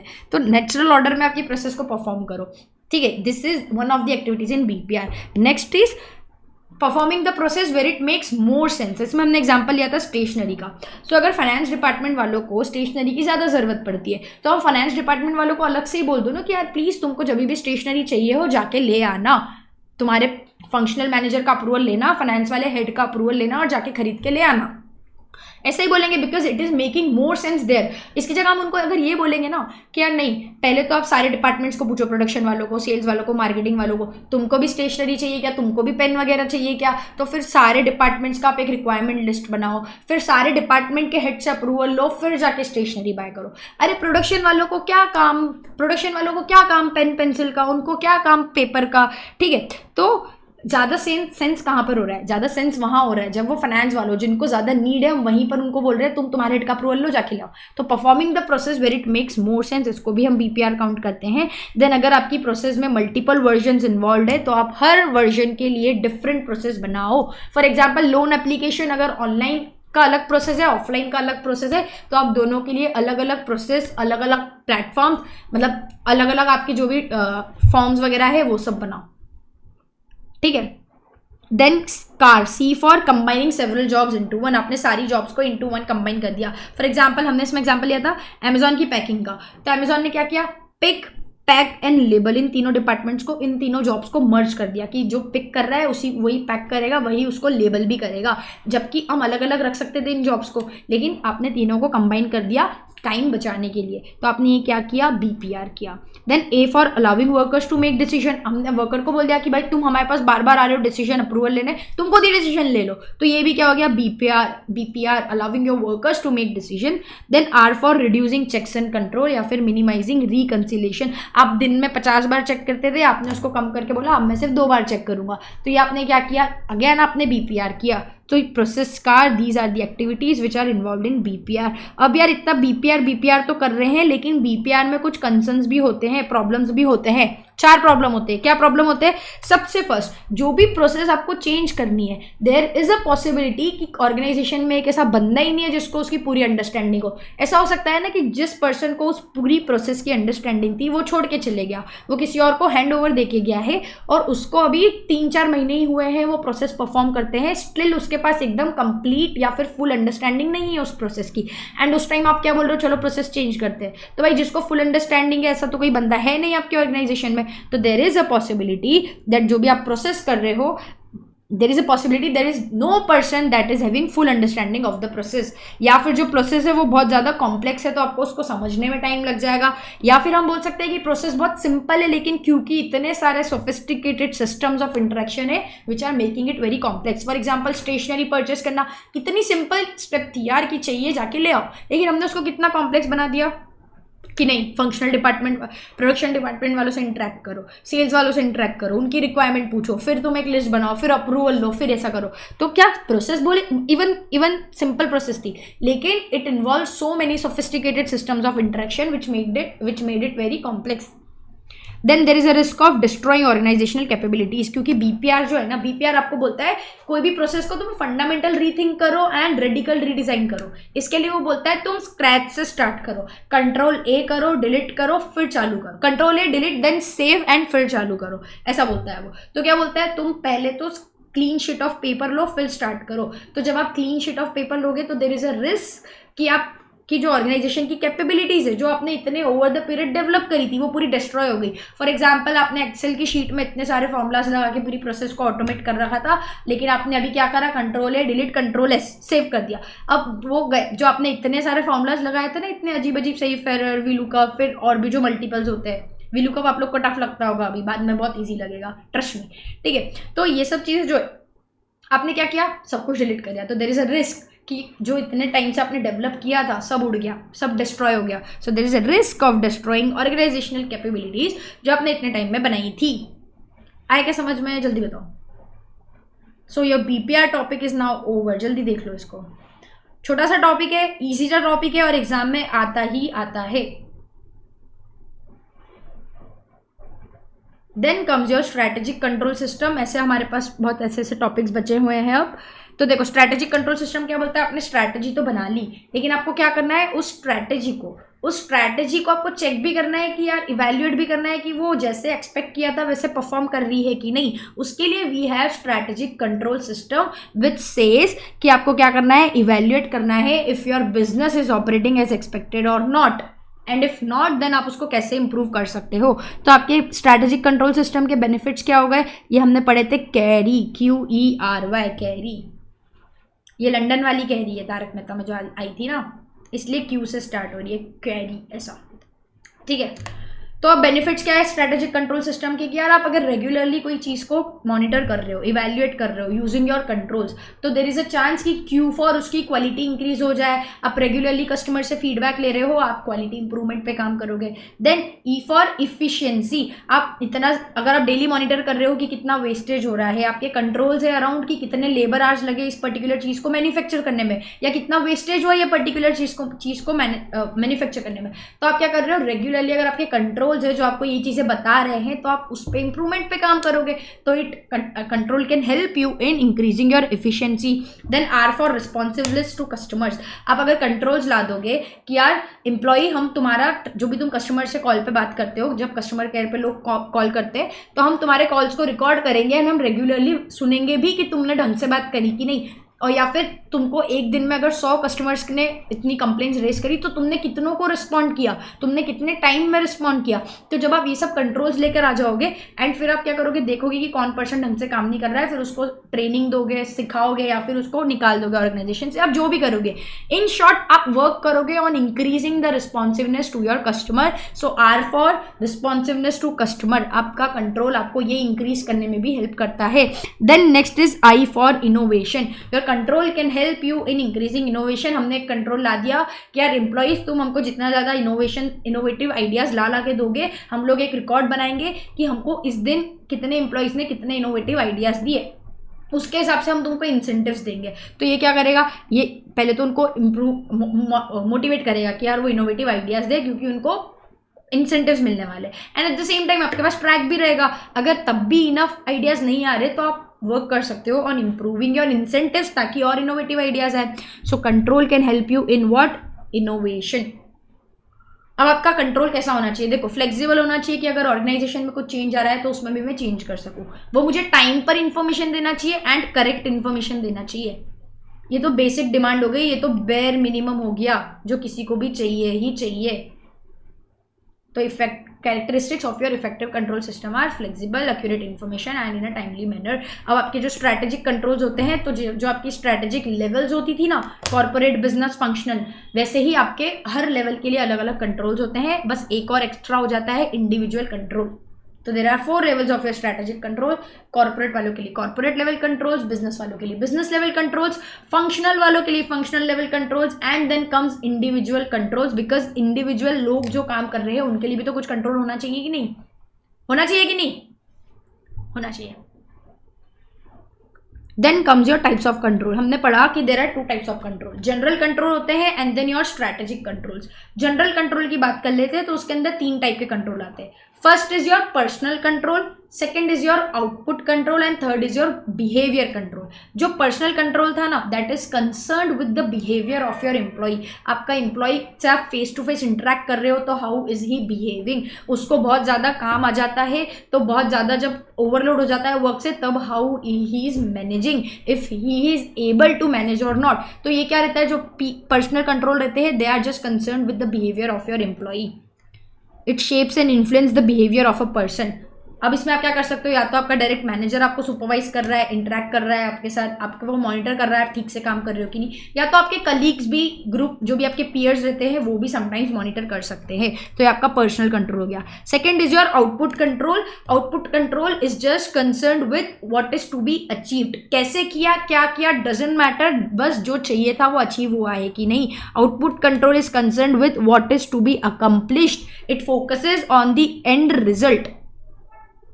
ये एंड रिजल्ट पे फोकस करता है। इसके लिए आप क्या कर सकते हो, अपने सारे डिपार्टमेंट्स जो थे उन लोग के लिए क्या करा, एक एंड रिजल्ट या फिर एक आउटपुट बना दिया कि हमको तुमसे ये चाहिए, हमको तुमसे चाहिए कि तुम 10% सेल्स बढ़ा के दो। हम नहीं जानते कैसे करना है, क्या करना है, हम आउटपुट कंट्रोल में सिर्फ चेक करेंगे कि तुमको 10% बोला तो तुमने 10% बढ़ाई कि नहीं और कितनी कम या ज़्यादा बढ़ाई। ठीक है, तो output control is just concern with क्या अचीव करना है, हुआ है कि नहीं। Then comes your third control, behaviour control, which is concern with the rules, processes, procedures, ये सब चीज़ें। ठीक है, तो इसमें जैसे फॉलो क्या करोगे, कुछ भी प्रॉब्लम आई तो क्या फॉलो करोगे, या फिर आप स्टैंडर्ड नॉर्मली क्या फॉलो करोगे। आपको अगर आलू टिक्की बनानी है तो आप आलू टिक्की में कितना सॉल्ट डालोगे, कितना आलू डालोगे, कितना मिर्ची डालोगे। सो ये क्या हो गया, बिहेवियर कंट्रोल की नॉर्मल प्रोसेसेस या फिर प्रोसीजर्स हो गई कि आपको फॉलो करनी है एंड आपने उतनी ही फॉलो करी कि नहीं। बिहेवियर कंट्रोल है तो कंट्रोल चेक करेगा कि जो हमने बिहेवियर बना रखे थे, जो भी हमने रूल्स बना रखे थे, जो भी हमने प्रोसीजर्स बना रखे थे, तुमने वो फॉलो करे कि नहीं, नहीं करे तो क्यों नहीं करे, कितने नहीं करे। तो that is what is behaviour control. ठीक है, then comes your strategic control. अभी जनरल कंट्रोल तो क्या हो गया, जनरली सिर्फ बिहेवियर और ये सब चीजें देख रहे हैं। Now comes your strategic control. आपने जो स्ट्रैटेजी बनाई थी ना उसके लिए आप क्या क्या कंट्रोल लाए हो। तो स्ट्रैटेजिक कंट्रोल क्या बोलता है, जो स्ट्रैटेजी बनाई थी ना उसके लिए क्या कंट्रोल्स है। तो 4 कंट्रोल्स है। First is premise control. Premise control मतलब, प्रीमाइस का मतलब तो हमने मैम अकाउंट्स में पढ़ा है, प्रीमाइसेस, बिल्डिंग एंड प्रीमाइसेस, ऐसे आप बनाते थे ना बैलेंस शीट, तो प्रीमाइस मतलब बिल्डिंग क्या? नहीं, यहाँ पर प्रीमाइस का मतलब है अजम्पशंस। अजम्पशंस, वापस सुनो, अजम्पशंस। सो प्रीमाइस कंट्रोल क्या बोलता है कि आपने जिन अजम्पशंस के बेसिस पर एक स्ट्रैटेजी बनाई थी, प्रीमाइस कंट्रोल चेक करता है कि वो अजम्पशन स्टिल वैलिड है कि नहीं, अजम्पशन इज स्टिल वैलिड और नॉट। सो अगर आपने आपकी ई व्हीकल्स है, आपकी इलेक्ट्रिक व्हीकल्स है, उसमें आपने प्राइजेस कम कर रखे थे क्योंकि आपको गवर्नमेंट सब्सिडी देने वाली थी, इसलिए आपकी प्राइसिंग स्ट्रैटेजी क्या हो गई थी कि हम प्राइजेस कम रखेंगे क्योंकि हमको गवर्नमेंट सब्सिडी दे रही है ना, हमको वहाँ से बेनिफिट मिल रहा है ना, तो हम लोग प्राइजेस कम कर देते। तो आप ये जो अजम्पशन था कि गवर्नमेंट, अजम्पशन नहीं मतलब गवर्नमेंट करंटली तो आपको सब्सिडी दे रहा है, तो आप इसको जस्ट चेक करोगे कि यार फ्यूचर में भी हमको सब्सिडी मिलने वाली है कि नहीं। ऐसा तो नहीं हमने अज्यूम कर लिया है कि हमको सब्सिडी मिली ही रहेगी हमेशा, आपने ये अजम्पशन लिया है। आप चेक करोगे कि यार ये अजम्पशन स्टिल वैलिड है कि नहीं, क्या गवर्नमेंट या फिर पार्लियामेंट में ऐसा कुछ तो नहीं चल रहा है कि यार नहीं अब इनकी सब्सिडी बंद करो। तो आप चेक करोगे if your assumption is still valid or not, and if not then you will change your strategy accordingly। अगर सब्सिडी मिलना बंद होने वाली है तो आप आपकी प्राइसिंग स्ट्रैटेजी या फिर प्राइसिंग को बढ़ा दोगे, ठीक है। This is what premise control is. Then next is your strategic surveillance control. Strategic surveillance control ये क्या बोलता है? ये रेगुलरली मॉनिटर करता है operations inside and outside an organisation. क्या क्या हो रहा है, फॉर एग्जाम्पल आपकी इलेक्ट्रिक व्हीकल इंडस्ट्री में क्या हो रहा है, आपके कॉम्पिटिटर्स कैसा परफॉर्म कर रहे हैं, आप जाके कॉन्फ्रेंसेज अटेंड कर रहे हो, आप सेमिनार्स में जा रहे हो, आपने एक बुकलेट ले ली, कोई इंडस्ट्री की रिपोर्ट पढ़ ली, या फिर आपके कॉम्पिटिटिव की रिपोर्ट पढ़ ली, या फिर कॉम्पिटिटर के एक्शंस देख लिए कि ये क्या प्रमोशनल डिस्काउंट दे रहा है। तो ये सब चीज़ें किस में आ जाती है? योर स्ट्रैटेजिक सर्विलेंस कंट्रोल में, where in you monitor every activity inside and outside your organisation. Then comes your special alert control. Special alert control क्या बोलता है? अगर सडन अनएक्सपेक्टेड इवेंट हुआ तो हमको कैसे करना है, इसमें हम क्या करते हैं, हमारी जो भी क्राइसिस टीम रहती है उनके साथ मिलके एक कंटिंजेंसी प्लान बनाते हैं, एंड फिर हम देखते हैं कि वो कंटिंजेंसी प्लान बरोबर से फॉलो करा कि नहीं। Then comes your implementation control. Implementation control करता है कि वेदर जो भी आप एक्टिविटीज़ कर रहे हो, जो भी आपने पॉलिसीज़ बनाई है, जो भी प्रोग्राम्स है, जो भी बजट्स है, ये सब क्या आपको हेल्प कर रहे हैं इन अचीविंग योर स्ट्रैटेजी, ये सब आपको डायरेक्ट कर रहे हैं क्या टूवर्ड्स योर ऑब्जेक्टिव या फिर स्ट्रैटेजी। तो इम्प्लीमेंटेशन कंट्रोल में हम ये चीज़ देखते हैं। इसमें दो टाइप्स होते हैं, एक तो monitoring strategic thrust and second is your milestone review. Monitoring strategic thrust में क्या होता है, छोटे छोटे क्रिटिकल प्रोजेक्ट्स होते हैं जो कि अचीव करने ही करने हैं। In order to achieve your strategy ये प्रोसेसेस प्रोजेक्ट्स फुलफिल करने ही पड़ेंगे। फॉर एग्जांपल आपका इलेक्ट्रिक व्हीकल का ये आपने बोला कि यार मेरा गोल है कि मुझे क्या करना है, मुझे पहले तो इंजीनियर की टीम हायर करनी है, फिर मुझे एक प्रोटोटाइप बनाना है, फिर वो प्रोटोटाइप को मुझे मार्केट में लॉन्च करना है। तो ये चीज़ें तो, और आपका अल्टीमेट ऑब्जेक्टिव क्या था? अल्टीमेट ऑब्जेक्टिव था कि मेरे को मार्केट शेयर गेन करना है 10%, या फिर मेरे को 1000 यूनिट्स का सेल अचीव करना है इन 1 ईयर। ये आपका अल्टीमेट गोल था। उसके लिए जो मैंने 3 चीज़ें बोली ना कि आप इंजीनियर्स हायर करोगे, फिर आप प्रोटोटाइप बनाओगे, तो ये सब चीज़ें क्या हो गई, बहुत क्रिटिकल प्रोजेक्ट्स हो गए, बिकॉज इसके बिना आप आपका ऑब्जेक्टिव तो अचीव कर ही नहीं पाओगे। तो ये हो गया आपका मॉनिटरिंग स्ट्रैटेजिक थ्रस्ट, जिसमें आप चेक करते हो कि जो स्मॉल क्रिटिकल प्रोजेक्ट्स है जो कि बहुत ज़रूरी है, ये अचीव हो रहे हैं कि नहीं हो रहे हैं। Then comes your milestone review. Milestone review बोलता है, माइलस्टोन इज नथिंग बट आपने क्या करा, एक थोड़ा सा टाइम लिमिट भी डाल दिया। आपने थोड़ा सा टाइम लिमिट डाल दिया या फिर थोड़ा सा रिसोर्स का फाउंडेशन डाल दिया कि यार मुझे प्रोटोटाइप लॉन्च करना है इन 1 ईयर। एंड अगर आप 1 ईयर प्रोटोटाइप लॉन्च नहीं कर पा रहे हो ना, तो फिर आप क्या करते हो, उतने से आपका जो मेन ऑब्जेक्टिव था ना वो भी आगे बढ़ा दोगे। अगर आपका ये गोल था कि मुझे 2 साल में 1000 यूनिट्स का सेल अचीव करना है, लेकिन 1 साल तो आपको प्रोटोटाइप लॉन्च करने में ही लग गया, 1 साल में भी लॉन्च नहीं हुआ है वो अब तक, तो जो आपका अल्टीमेट गोल था 2 साल बाद मुझे 1000 यूनिट्स की सेल चाहिए, वो तो आगे बढ़ ही गया। तो आपके माइलस्टोन रिव्यू में क्या होता है, ये ऐसे क्रिटिकल इवेंट्स होते हैं that should be achieved with in the time and resource allocated. अगर नहीं तो आपकी स्ट्रैटेजी अचीवमेंट जो भी है उसकी टाइमलाइन भी इंक्रीज हो जाएगी। अब आपके स्ट्रैटेजिक कंट्रोल होते हैं ना, इनकी 2 अप्रोच हो सकती है, आप 2 तरीके से इनको कंट्रोल कर सकते हो। एक तो ट्रेडिशनल हो गई अप्रोच कि यार स्ट्रैटेजी बना दी, टॉप मैनेजमेंट ने बोला इंप्लीमेंट करो, फिर काम हुआ, फिर at the end of 1 year जब हमको बोला गया कि 1 साल बाद आपकी सेल देखेंगे, तो at the end of 1 year आके तुमने हमारी सेल देख ली, तुमने देखा अचीव नहीं हुई, तुमने हमको डांट दिया और तुमने एक न्यू स्ट्रैटेजी बना दी। तो ये क्या हो गया, तुमने करेक्टिव एक्शंस ले लिए। तो ये सब क्या हो गया, ट्रेडिशनल अप्रोच। जबकि कंटेम्प्रेरी या फिर मॉडर्न अप्रोच क्या बोलता है, है, आप कंटिन्यूसली स्कैन करते हो, मॉनिटर करते हो आपके मार्केट को, आप कंटिन्यूसली देखते हो कि कुछ चेंज आ गया है क्या इन्वायरमेंट में। अगर आ गया है तो आप आज ही आपकी स्ट्रैटेजी को थोड़ा बहुत मॉडिफाई कर देते हो। आप देखते हो कि जो अजम्पशंस थे उनमें भी कुछ प्रॉब्लम है क्या, उनको अपडेट करने हैं क्या। सो हमने इसमें एग्जांपल लिया था ऑनलाइन फूड डिलीवरी का। अगर हमारा गोल है कि हमको 10% मार्केट शेयर बढ़ाना है इन 1 ईयर, तो आप ट्रेडिशनल अप्रोच में क्या करोगे, 1 ईयर आप सिर्फ देख लोगे कि 10% अचीव हुआ कि नहीं हुआ तो क्यों नहीं हुआ। इसकी जगह अगर आप during this tenure of 1 year अगर आप कंटिन्यूसली मार्केट को इवेल्युएट कर रहे थे, मॉनिटर कर रहे थे, तो आपको पता चला होगा कि यार तुम्हारे प्लेटफॉर्म पे सिर्फ जंक फूड ही है, लेकिन मार्केट में, इन्वायरमेंट में लोगों का प्रेफरेंस शिफ्ट हो रहा है टुवर्ड्स हेल्दी फूड आइटम्स, लेकिन तुम्हारे प्लेटफॉर्म पे हेल्दी फूड आइटम्स है ही नहीं, तो लोग तुमसे क्यों खरीदेंगे नहीं तो फिर क्या होगा, तुम्हारा मार्केट शेयर कैसे बढ़ेगा। तो हम जब कंटिन्यूसली मॉनिटर कर रहे थे ना मार्केट को, हमको तब पता चल गया कि ये प्रॉब्लम है, तो हमने उसके हिसाब से आज ही चेंजेस ला दिए। हमने आज ही क्या बोल दिया, जितने भी हेल्दी फूड आइटम्स वाले रेस्टोरेंट्स थे उनको भी हमारे यहाँ ऑनबोर्ड कर दिया, ताकि ये वाली प्रॉब्लम तो एटलीस्ट ठीक कर पाए। समझे क्या। सो आप क्या करते हो, कंटेम्प्रेरी अप्रोच में कंटिन्यूसली मॉनिटर करते हो, कंटिन्यूसली आपके अजम्पशंस देखते हो एंड उसके हिसाब से आपकी स्ट्रैटेजी को चेंज करते हो।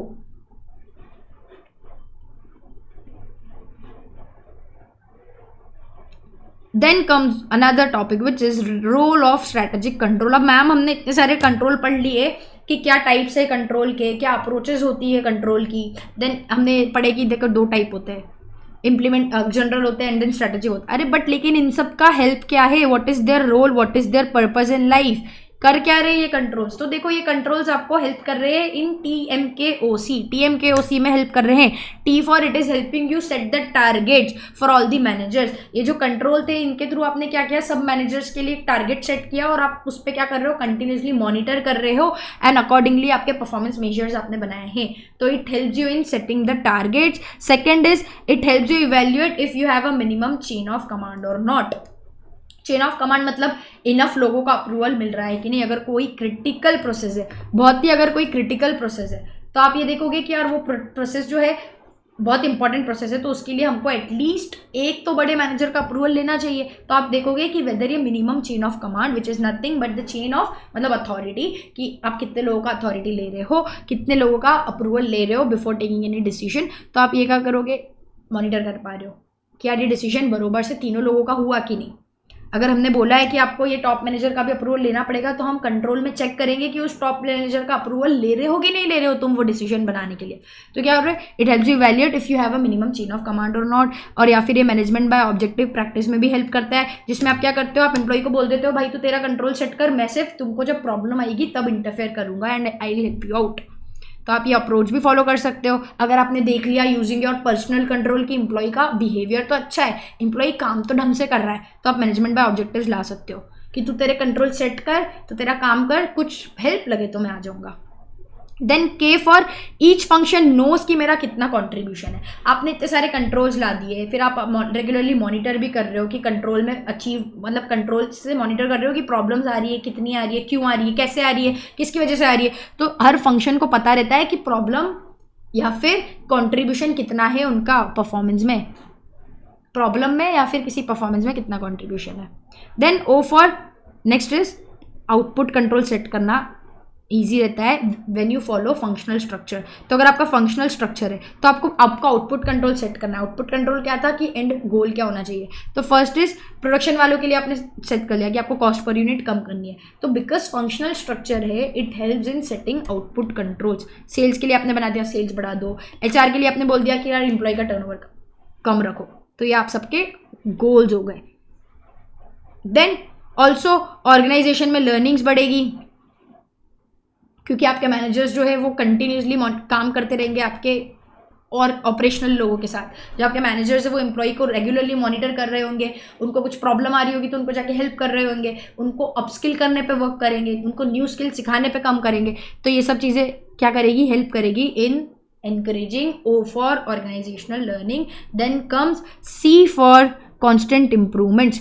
आपका जो भी मैनेजर है फंक्शनल स्ट्रक्चर है, बिकॉज फंक्शनल स्ट्रक्चर रहता है कभी भी स्ट्रैटेजिक कंट्रोल में। आप सब फंक्शंस के लिए अलग अलग कंट्रोल बना रहे हो ना, सब स्ट्रैटेजी के लिए अलग कंट्रोल बना रहे हो। जनरल कंट्रोल्स में भी आप देखोगे तो पर्सनल कंट्रोल है जो आप इंडिविजुअल एम्प्लॉय के लिए बना रहे हो, विच is nothing but functional level के लिए बना रहे हो। तो आप क्या करते हो, जो आपके फंक्शनल स्ट्रक्चर है, तो इसमें जो आपका फंक्शनल स्ट्रक्चर मैनेजर है वो कंटिन्यूसली आपके कांस्टेंट इंप्रूवमेंट्स लाने पे भी फोकस करेगा। उसको पता चल रहा है कि यार आउटपुट कंट्रोल के थ्रू उसको पता चल रहा है कि ये पर्टिकुलर ऑब्जेक्टिव अचीव करने में इतनी प्रॉब्लम आ रही है, इस वजह से आ रही है, तो वो कॉन्स्टेंटली इंप्रूवमेंट लाने पे फोकस करेगा। ठीक है, समझ आया इतना। Then comes your operational control. एक और चीज होती है operational control, it is nothing but your chapter number 1 का जो हमने टॉपिक पढ़ा था ना, एलिमेंट्स ऑफ स्ट्रैटेजिक मैनेजमेंट, जिसका 4th टॉपिक था evaluation and control of performance. It is nothing but that topic only. उस टॉपिक में कम स्टेप, उस टॉपिक में वो सिर्फ एक पैराग्राफ था बट उन्होंने इसी को तोड़ के 4 स्टेप्स बना दिए। कौन सी 4 स्टेप? कि सबसे पहले आप क्या करो, स्टैंडर्ड सेट करो। You will set the standard, then you will measure the actual performance, then you will identify the deviations and उसके बाद you will take the corrective actions. ये चारों चीज़ अगर आपको याद हो ना, तो हमने सिर्फ वो पॉइंट नंबर 4 में पढ़ी थी कि आप क्या करते हो, आपके एक्चुअल परफॉर्मेंस को कंपेयर करते हो with your required performance, then deviations identify करते हो एंड देन क्या करते हो, करेक्टिव एक्शन लेते हो। सो सबसे पहले आप क्या करते हो, स्टैंडर्ड सेट करते हो। स्टैंडर्ड क्वांटिटेटिव भी हो सकते हैं, क्वालिटेटिव भी हो सकते हैं, कि हम चेक करेंगे कि आप लोग का आपस में कोऑर्डिनेशन या कोऑपरेशन कितना है। This is qualitative standard. Then measuring actual performance. आप एक्चुअल परफॉर्मेंस मेजर करो। आप एक्चुअल परफॉर्मेंस मेजर करने में प्रॉब्लम्स हो सकती है, डिफिकल्टी हो सकती है, या फिर टाइमिंग डिफिकल्टी क्यों हो सकती है कि यार वो क्वालिटेटिव है। अब कोऑर्डिनेशन कितना है, it is a qualitative term, मैं ये कैसे मॉनिटर करूँ, मैं ये कैसे मेजर करूँ, तो ये डिफिकल्टी हो सकती है। देन टाइमिंग ऑफ मेजरमेंट, कब मेजर करूँ, यार अभी करूँ, 1 महीने बाद करूँ, 15 दिन में करूँ, कब करूँ। तो एक तो जब वो बहुत क्रिटिकल है आपको तब तो मेजर करना ही है। देन पीरियोडिसिटी, कितनी फ्रिक्वेंटली करूँ, 15 दिन में एक बार करूँ, महीने में एक बार करूँ, कब करूँ, तो पीरियोडिसिटी ऑफ मेजरमेंट, ये चीज़ आपको कंसिडर करनी पड़ेगी when you will be measuring your actual performance. Then आप डेविएशन आइडेंटिफाई करोगे, डेविएशन आइडेंटिफाई कर दिए तो उसके रीजन आइडेंटिफाई करोगे and then accordingly corrective action लोगे। करेक्टिव एक्शन 3 हो सकते हैं, या तो आपको पता चला कि यार हम लोग ने स्टैंडर्ड ही बहुत हाई लगा रखा था, हम लोग ने एक्सपेक्टेशन ही ज़्यादा बना रखी थी, तो आप क्या करोगे, आपके स्टैंडर्ड को चेक करोगे, स्टैंडर्ड को कम ज़्यादा कर दोगे, चेकिंग योर स्टैंडर्ड। या फिर आपने देखा कि यार स्टैंडर्ड तो ठीक था, परफॉर्मेंस में प्रॉब्लम आई है, ये जो एम्प्लॉयज़ है ना ये मोटिवेशन से काम नहीं करते, ढंग से काम नहीं करते, तो आप क्या करोगे, उनकी ट्रेनिंग पे फोकस करोगे। You will check the performance, you will work on training the employees. या फिर आपको पता चला कि यार स्ट्रैटेजी ही ऑब्सोलेट हो गई है, स्ट्रैटेजी ही पुरानी हो गई है, you will need to reformulate the strategy, जिसमें हमने एग्जाम्पल लिया था नोकिया का, कि नोकिया को पता चला होगा कि यार प्रॉब्लम ना स्टैंडर्ड में है ना परफॉर्मेंस में है, प्रॉब्लम क्या है कि हमको स्ट्रैटेजी ही चेंज करनी पड़ेगी। हमारी स्ट्रैटेजी क्या है कि हम हार्डवेयर ड्यूरेबिलिटी पे फोकस कर रहे हैं, लेकिन लोग शिफ्ट हो चुके हैं अब सॉफ्टवेयर पे। लोगों को चाहिए कि यार बेटर सॉफ्टवेयर हो तो हम वो वाला मोबाइल लेंगे, उनको टच स्क्रीन मोबाइल चाहिए, सब ये सब चाहिए। तो क्या करा, उनको पता चला कि यार ना स्टैंडर्ड में प्रॉब्लम है ना परफॉर्मेंस में प्रॉब्लम है, हमको स्ट्रैटेजी ही दूसरी बनानी पड़ेगी। सो आप क्या करोगे, रीफॉर्मुलेट कर दोगे आपकी स्ट्रैटेजी को। आए क्या समझ में, जल्दी बताओ। अब आपके स्ट्रैटेजिक कंट्रोल प्रॉपर होने चाहिए, अच्छे होने चाहिए, उसके लिए हमको एक गाइडलाइन दी गई है। It is very important. देखो बहुत ही ईजी सा टॉपिक है और 7 पॉइंट्स तो आप इजीली लिख के आ सकते हो। So guidelines for proper strategic control ये बोलता है कि आपकी स्ट्रैटेजिक कंट्रोल कैसे होने चाहिए। तो मेरे स्ट्रैटेजिक कंट्रोल ऐसे होने चाहिए जो मुझे टाइम पर इन्फॉर्मेशन दे रहे हैं। फर्स्ट ऑफ ऑल वो मुझे टाइम पर इन्फॉर्मेशन दे रहे हैं, देन वो मुझे एक्यूरेट इन्फॉर्मेशन दे रहे हैं। टाइम पर दे रहे हैं, एक्यूरेट इन्फॉर्मेशन दे रहे हैं, फ्लेक्सिबल है ताकि हम चेंजेस हो रहे हैं तो उनको अडाप्ट कर पाए। ये तो हमने 3 चीज़ें ऊपर पढ़ ली। देन रीजनेबल होने चाहिए प्लस रिवॉर्ड्स भी मिलने चाहिए। रीजनेबल होने चाहिए, तुम अनरीजनेबल एक्सपेक्टेशंस नहीं रख सकते, अनरियलिस्टिक चीज़ें नहीं रख सकते। देन आप उसके हिसाब से रिवॉर्ड्स भी देने चाहिए। अगर कंट्रोल में आपको पता चल रहा है कि यार कोई पर्सन है उससे जितना एक्सपेक्ट करा गया है वो उतना ही या उससे ज़्यादा ही हमेशा अचीव कर रहा है, तो हम उसको रिवॉर्ड्स दे दो, ठीक है। देन ये होते हैं, then it should be acceptable, it should be acceptable to the people to whom you apply. अगर आपको पता चला आपके ऑर्गेनाइजेशन में लोग गॉसिप करते रहते हैं, आपने इसके लिए कंट्रोल लाने का सोचा, तो आपने सब जगह CCTV लगा लिया कि यार कहीं भी कोई गॉसिप करता पकड़ा गया ना इसको डांटेंगे। तो लोगों ने क्या करा, वॉशरूम में जाके गॉसिप करना चालू कर दिया। फिर आपने बोला हम वॉशरूम में भी CCTV लगाएंगे। अरे it is not acceptable, not acceptable, तो control should be acceptable to the people जिस पे वो अप्लाई हो रहा है। एम्प्लॉयज़ मना कर देंगे, छोड़ के चले जाएंगे अगर तुमने वॉशरूम में लगा दिया तो, ठीक है। तो it should be acceptable to the people जिस पे तुमने अप्लाई किया है। Then you should follow Pareto analysis, जो कि बोलता है कि कम से कम इन्फॉर्मेशन मिलनी चाहिए, लगनी चाहिए, लेकिन उससे आपको ज़्यादा से ज़्यादा आउटपुट मिलना चाहिए, ज़्यादा से ज़्यादा इवेंट्स के बारे में आपको नॉलेज मिलना चाहिए। सो पैरेटो एनालिसिस क्या बोलता है कि आपको फोकस करना चाहिए ऑन द 20% फैक्टर जो कि आपको 80% रिजल्ट दे रहे हैं। 20-80 वाली चीज़ है कि 20% फैक्टर्स पे फोकस करो जो आपको 80% रिजल्ट देंगे। पैरेटो एनालिसिस ये बोलता है and your control should work this way only, कि उसमें सिर्फ 20% इन्फॉर्मेशन लगे लेकिन आपको 80% पता चले कि कितना क्या अचीवमेंट हो रहा है। देन टर्म बोलता है कि your control should not focus only on short term things like कि प्रॉफिट कितना हो रहा है और सेल कितनी हो रही है। Your control should focus on long term things as well, कि लॉन्ग टर्म में मेरी ब्रांड की इमेज अच्छी हो रही है कि नहीं। आएगा समझ में। देन पिन पॉइंटिंग एक्सेप्शन, आप हर थोड़ी बहुत डेविएशन पे पिन पॉइंट मत करो। आपने बोला कि 100% सेल्स चाहिए, मुझे डबल चाहिए सेल्स, अगर 99.8% भी आ रही है तो आप उस 0.2% के लिए यार प्लीज़ पिन पॉइंट मत करो। आपके एम्प्लॉयज़ को थोड़ा सा टॉलरेबल रेंज रखो, एंड अगर उसके बियॉन्ड अगर आपका अचीव नहीं हो पा रहा है तो आप आकर पिन पॉइंट करो। तो एक टॉलरेंस लेवल रखो, पिन पॉइंट एक्सेप्शन इसको बंद करो, ठीक है। आएगा समझ में। Then you have the last topic which is KRA, KPA and KPI। क्या होता है ये? तो हमने पढ़ा था KRA मतलब की रिजल्ट एरिया, KPA मतलब की परफॉर्मेंस एरिया एंड KPI मतलब की परफॉर्मेंस इंडिकेटर्स। KRA क्या होते हैं? आपके गोल्स क्या है, की रिजल्ट एरिया, रिजल्ट मतलब आपका एंड रिजल्ट, आपके ऑब्जेक्टिव्स, आपके अचीवमेंट्स, आपके गोल्स, तो ये सिर्फ उस पर फोकस करता है KRA, ठीक है। फॉर एग्जाम्पल हमने क्या बोला, हमारा KRA है या फिर हमारा ऑब्जेक्टिव है कि आपको कस्टमर सेटिस्फेक्शन इंप्रूव करना है, we want to improve customer satisfaction, तो ये हमारा KRA हो गया, ठीक है। जबकि की परफॉर्मेंस एरिया क्या होते हैं? Performance area like the word itself suggest, ये बताता है आपकी broad range of responsibility, it depicts या फिर it shows the broad range of responsibilities, आपकी रिस्पॉन्सिबिलिटीज क्या होनी चाहिए, so for to achieve your objective. So for example हमारा KRA क्या था कि हमको कस्टमर सेटिस्फेक्शन बढ़ाना है, तो उसके लिए आपकी रिस्पॉन्सिबिलिटीज़ क्या हो जाएगी कि यार मुझे कैसे बढ़ानी है, कस्टमर सेटिस्फेक्शन कैसे बढ़ानी है। तो मुझे जब कस्टमर केयर पे कॉल आएगा तो मुझे पोलाइटली हैंडल करना है, जब कस्टमर मेरे पास आएगा सेल्स के लिए आएगा तो मुझे अच्छे से उसकी रिक्वायरमेंट समझनी है, उसके हिसाब से उसको अच्छा प्रोडक्ट देना है, उसको ढंग से इंस्टॉल भी करवाना है। तो ये सब चीज़ें क्या हो जाएगी, these will be your broad range of responsibilities for achieving your your KRA, your goal. आएगा समझ में। Then is your KPI, key performance indicator, it is nothing but a measure जो कि बस इवेल्युएट करता है कि ये KRA अचीव हुआ है कि नहीं। सो जैसे अगर आपका KRA क्या था, इंप्रूव करना है कस्टमर सेटिस्फेक्शन, तो आपकी कस्टमर कंप्लेंट्स कितनी आई, फीडबैक कितने आए, कस्टमर सर्वे किया आपने तो कितने कैसे रिपोर्ट्स आई, फिर उसके बाद कस्टमर सेटिस्फेक्शन स्कोर होता है एक, आप वो चेक कर लो। तो ये सब क्या होते हैं, KPIs मेजर होते हैं जो इंडिकेट करते हैं क्या, परफॉर्मेंस, ये हेल्प करते हैं इन ट्रैकिंग योर KRA। तो दिस इज, आई होप आपको इन तीनों का डिफरेंस समझ आया होगा। मैं एक बार वापस से रिपीट कर देती हूँ। KRA are the goals, and result जो आपको अचीव करना है। KPIs are the broad responsibilities which will help you in achieving your KRA, and KPI is nothing but a measure to track आपका KRA अचीव हुआ है कि नहीं, ठीक है।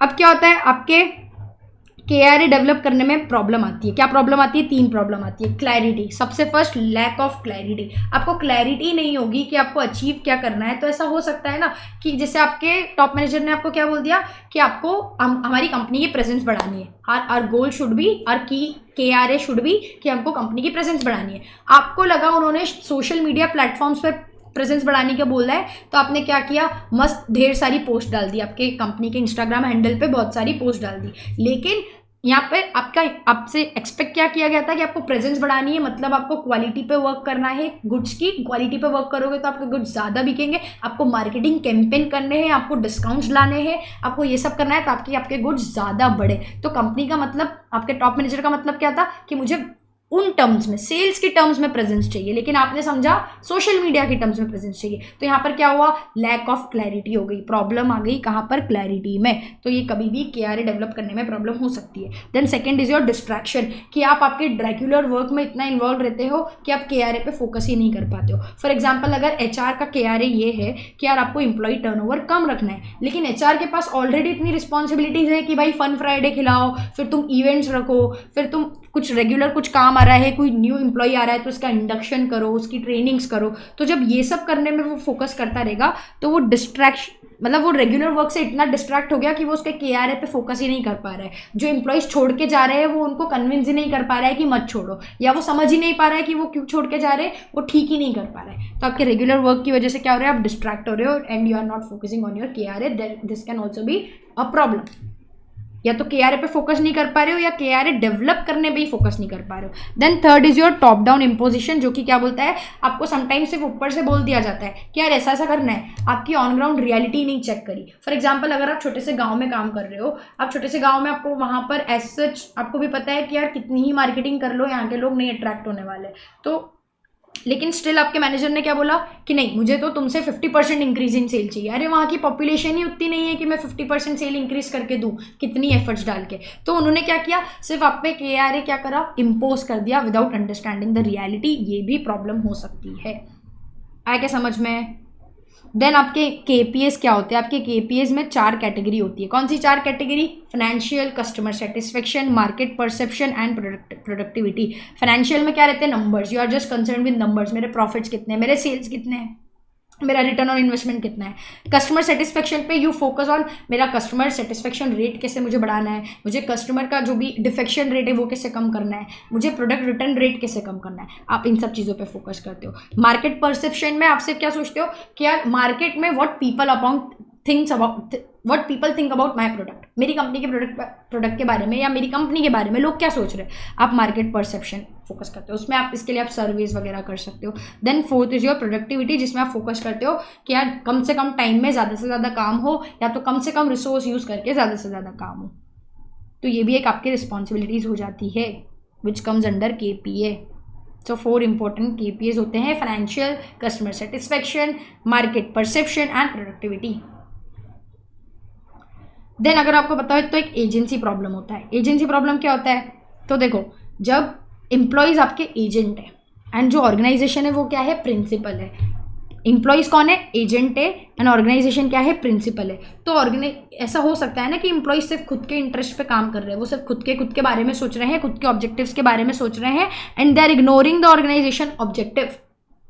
हो सकता है ऐसा, इसी को हम बोलते हैं agency problem, where in the agent मतलब कि employees act in their self interest ignoring the organisation या फिर प्रिंसिपल्स ऑब्जेक्टिव। इसको हम बोलते हैं एजेंसी प्रॉब्लम। हमने इसमें एग्जांपल लिया था कि चलो ऑर्गेनाइजेशन का ऑब्जेक्टिव क्या है कि शेयर होल्डर की वेल्थ बढ़ानी है, लेकिन एम्प्लॉय का ऑब्जेक्टिव क्या है, मुझे मेरी जॉब की सिक्योरिटी चाहिए। तो वो एम्प्लॉय क्या कर रहा है, रिस्की इन्वेस्टमेंट्स कर ही नहीं रहा है, क्योंकि अगर उसने रिस्की इन्वेस्टमेंट करे, कंपनी डूब गई तो उसकी जॉब चली जाएगी।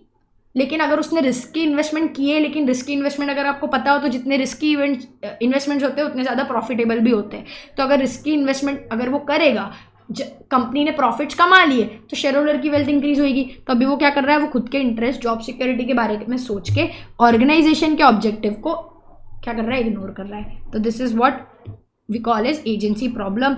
अब एजेंसी प्रॉब्लम 2 रीजन से हो सकती है, या तो एडवर्स सिलेक्शन, कि आपको हायर करने के पहले उस एम्प्लॉय को हायर करने, फॉर एग्जांपल आपने एक एम्प्लॉय को हायर करा तो उसने इंटरव्यू में तो बोल दिया मुझे ये भी आता है, मुझे ये भी आता है, मुझे वो भी आता है, और आपने वो सब समझ के क्या कर लिया, उसको हायर कर लिया।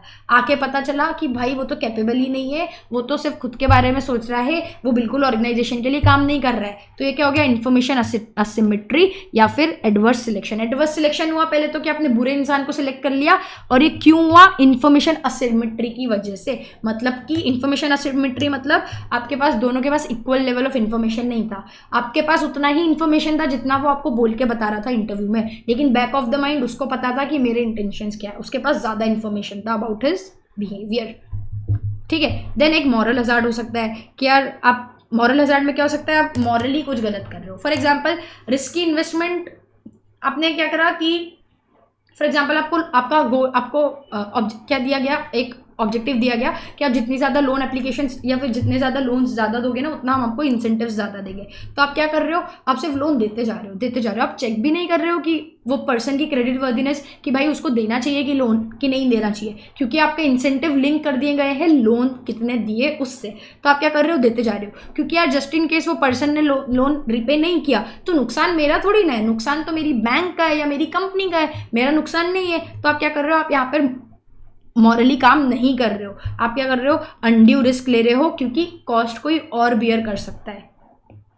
तो इसको हम बोलते हैं मॉरल हजार्ड। अब एजेंसी प्रॉब्लम अगर आपको हटानी है तो आपको क्या करना पड़ेगा, गोल कॉन्ग्रुएंस। गोल कॉन्ग्रुएंस मतलब कि आपके जो भी ऑब्जेक्टिव है, पर्सनल ऑब्जेक्टिव है, एम्प्लॉय के ऑब्जेक्टिव्स है, that should align with your organisation objective. ऐसे दोनों को सिंक करना है। कॉन्ग्रुएंट एंगल्स वाला आपने चैप्टर पढ़ा है क्या, मैथ्स में होता था, क्लास 9th में पढ़ा था हमने मैथ्स में। तो कॉन्ग्रुएंस मतलब जो एक के ऊपर एक आप रखो तो वो एकदम नीचे वाला चीज दिखे ही ना, तो इसको हम बोलते हैं गोल कॉन्ग्रुएंस। तो एजेंसी प्रॉब्लम ठीक करने के लिए आपको क्या करना पड़ेगा, गोल कॉन्ग्रुएंस करना पड़ेगा। गोल कॉन्ग्रुएंस कैसे करोगे, गोल कॉन्ग्रुएंस कैसे करोगे, आप प्रॉफिट को लिंक कर दो इंसेंटिव से, या फिर आप क्या करो, बोनस देने लगो, आप कंपनी के शेयर्स दे दो जो भी एम्प्लॉई है उसको, क्योंकि शेयर्स कब बढ़ेंगे, जब कंपनी अच्छा परफॉर्म करेगी। कंपनी कब अच्छा परफॉर्म करेगी, जब वो एम्प्लॉई ढंग से ऑर्गेनाइजेशन के ऑब्जेक्टिव के बारे में सोच के काम करेगा। तो आप क्या कर रहे हो, गोल कॉन्ग्रुएंस करने का ट्राई कर रहे हो, क्योंकि एम्प्लॉय का ऑब्जेक्टिव क्या है, मेरे को ज़्यादा से ज़्यादा पैसे चाहिए और मेरे को जॉब सिक्योरिटी चाहिए। आपने क्या करा, उसको लिंक कर दिया विद द ऑर्गेनाइजेशन ऑब्जेक्टिव। आएगा समझ में।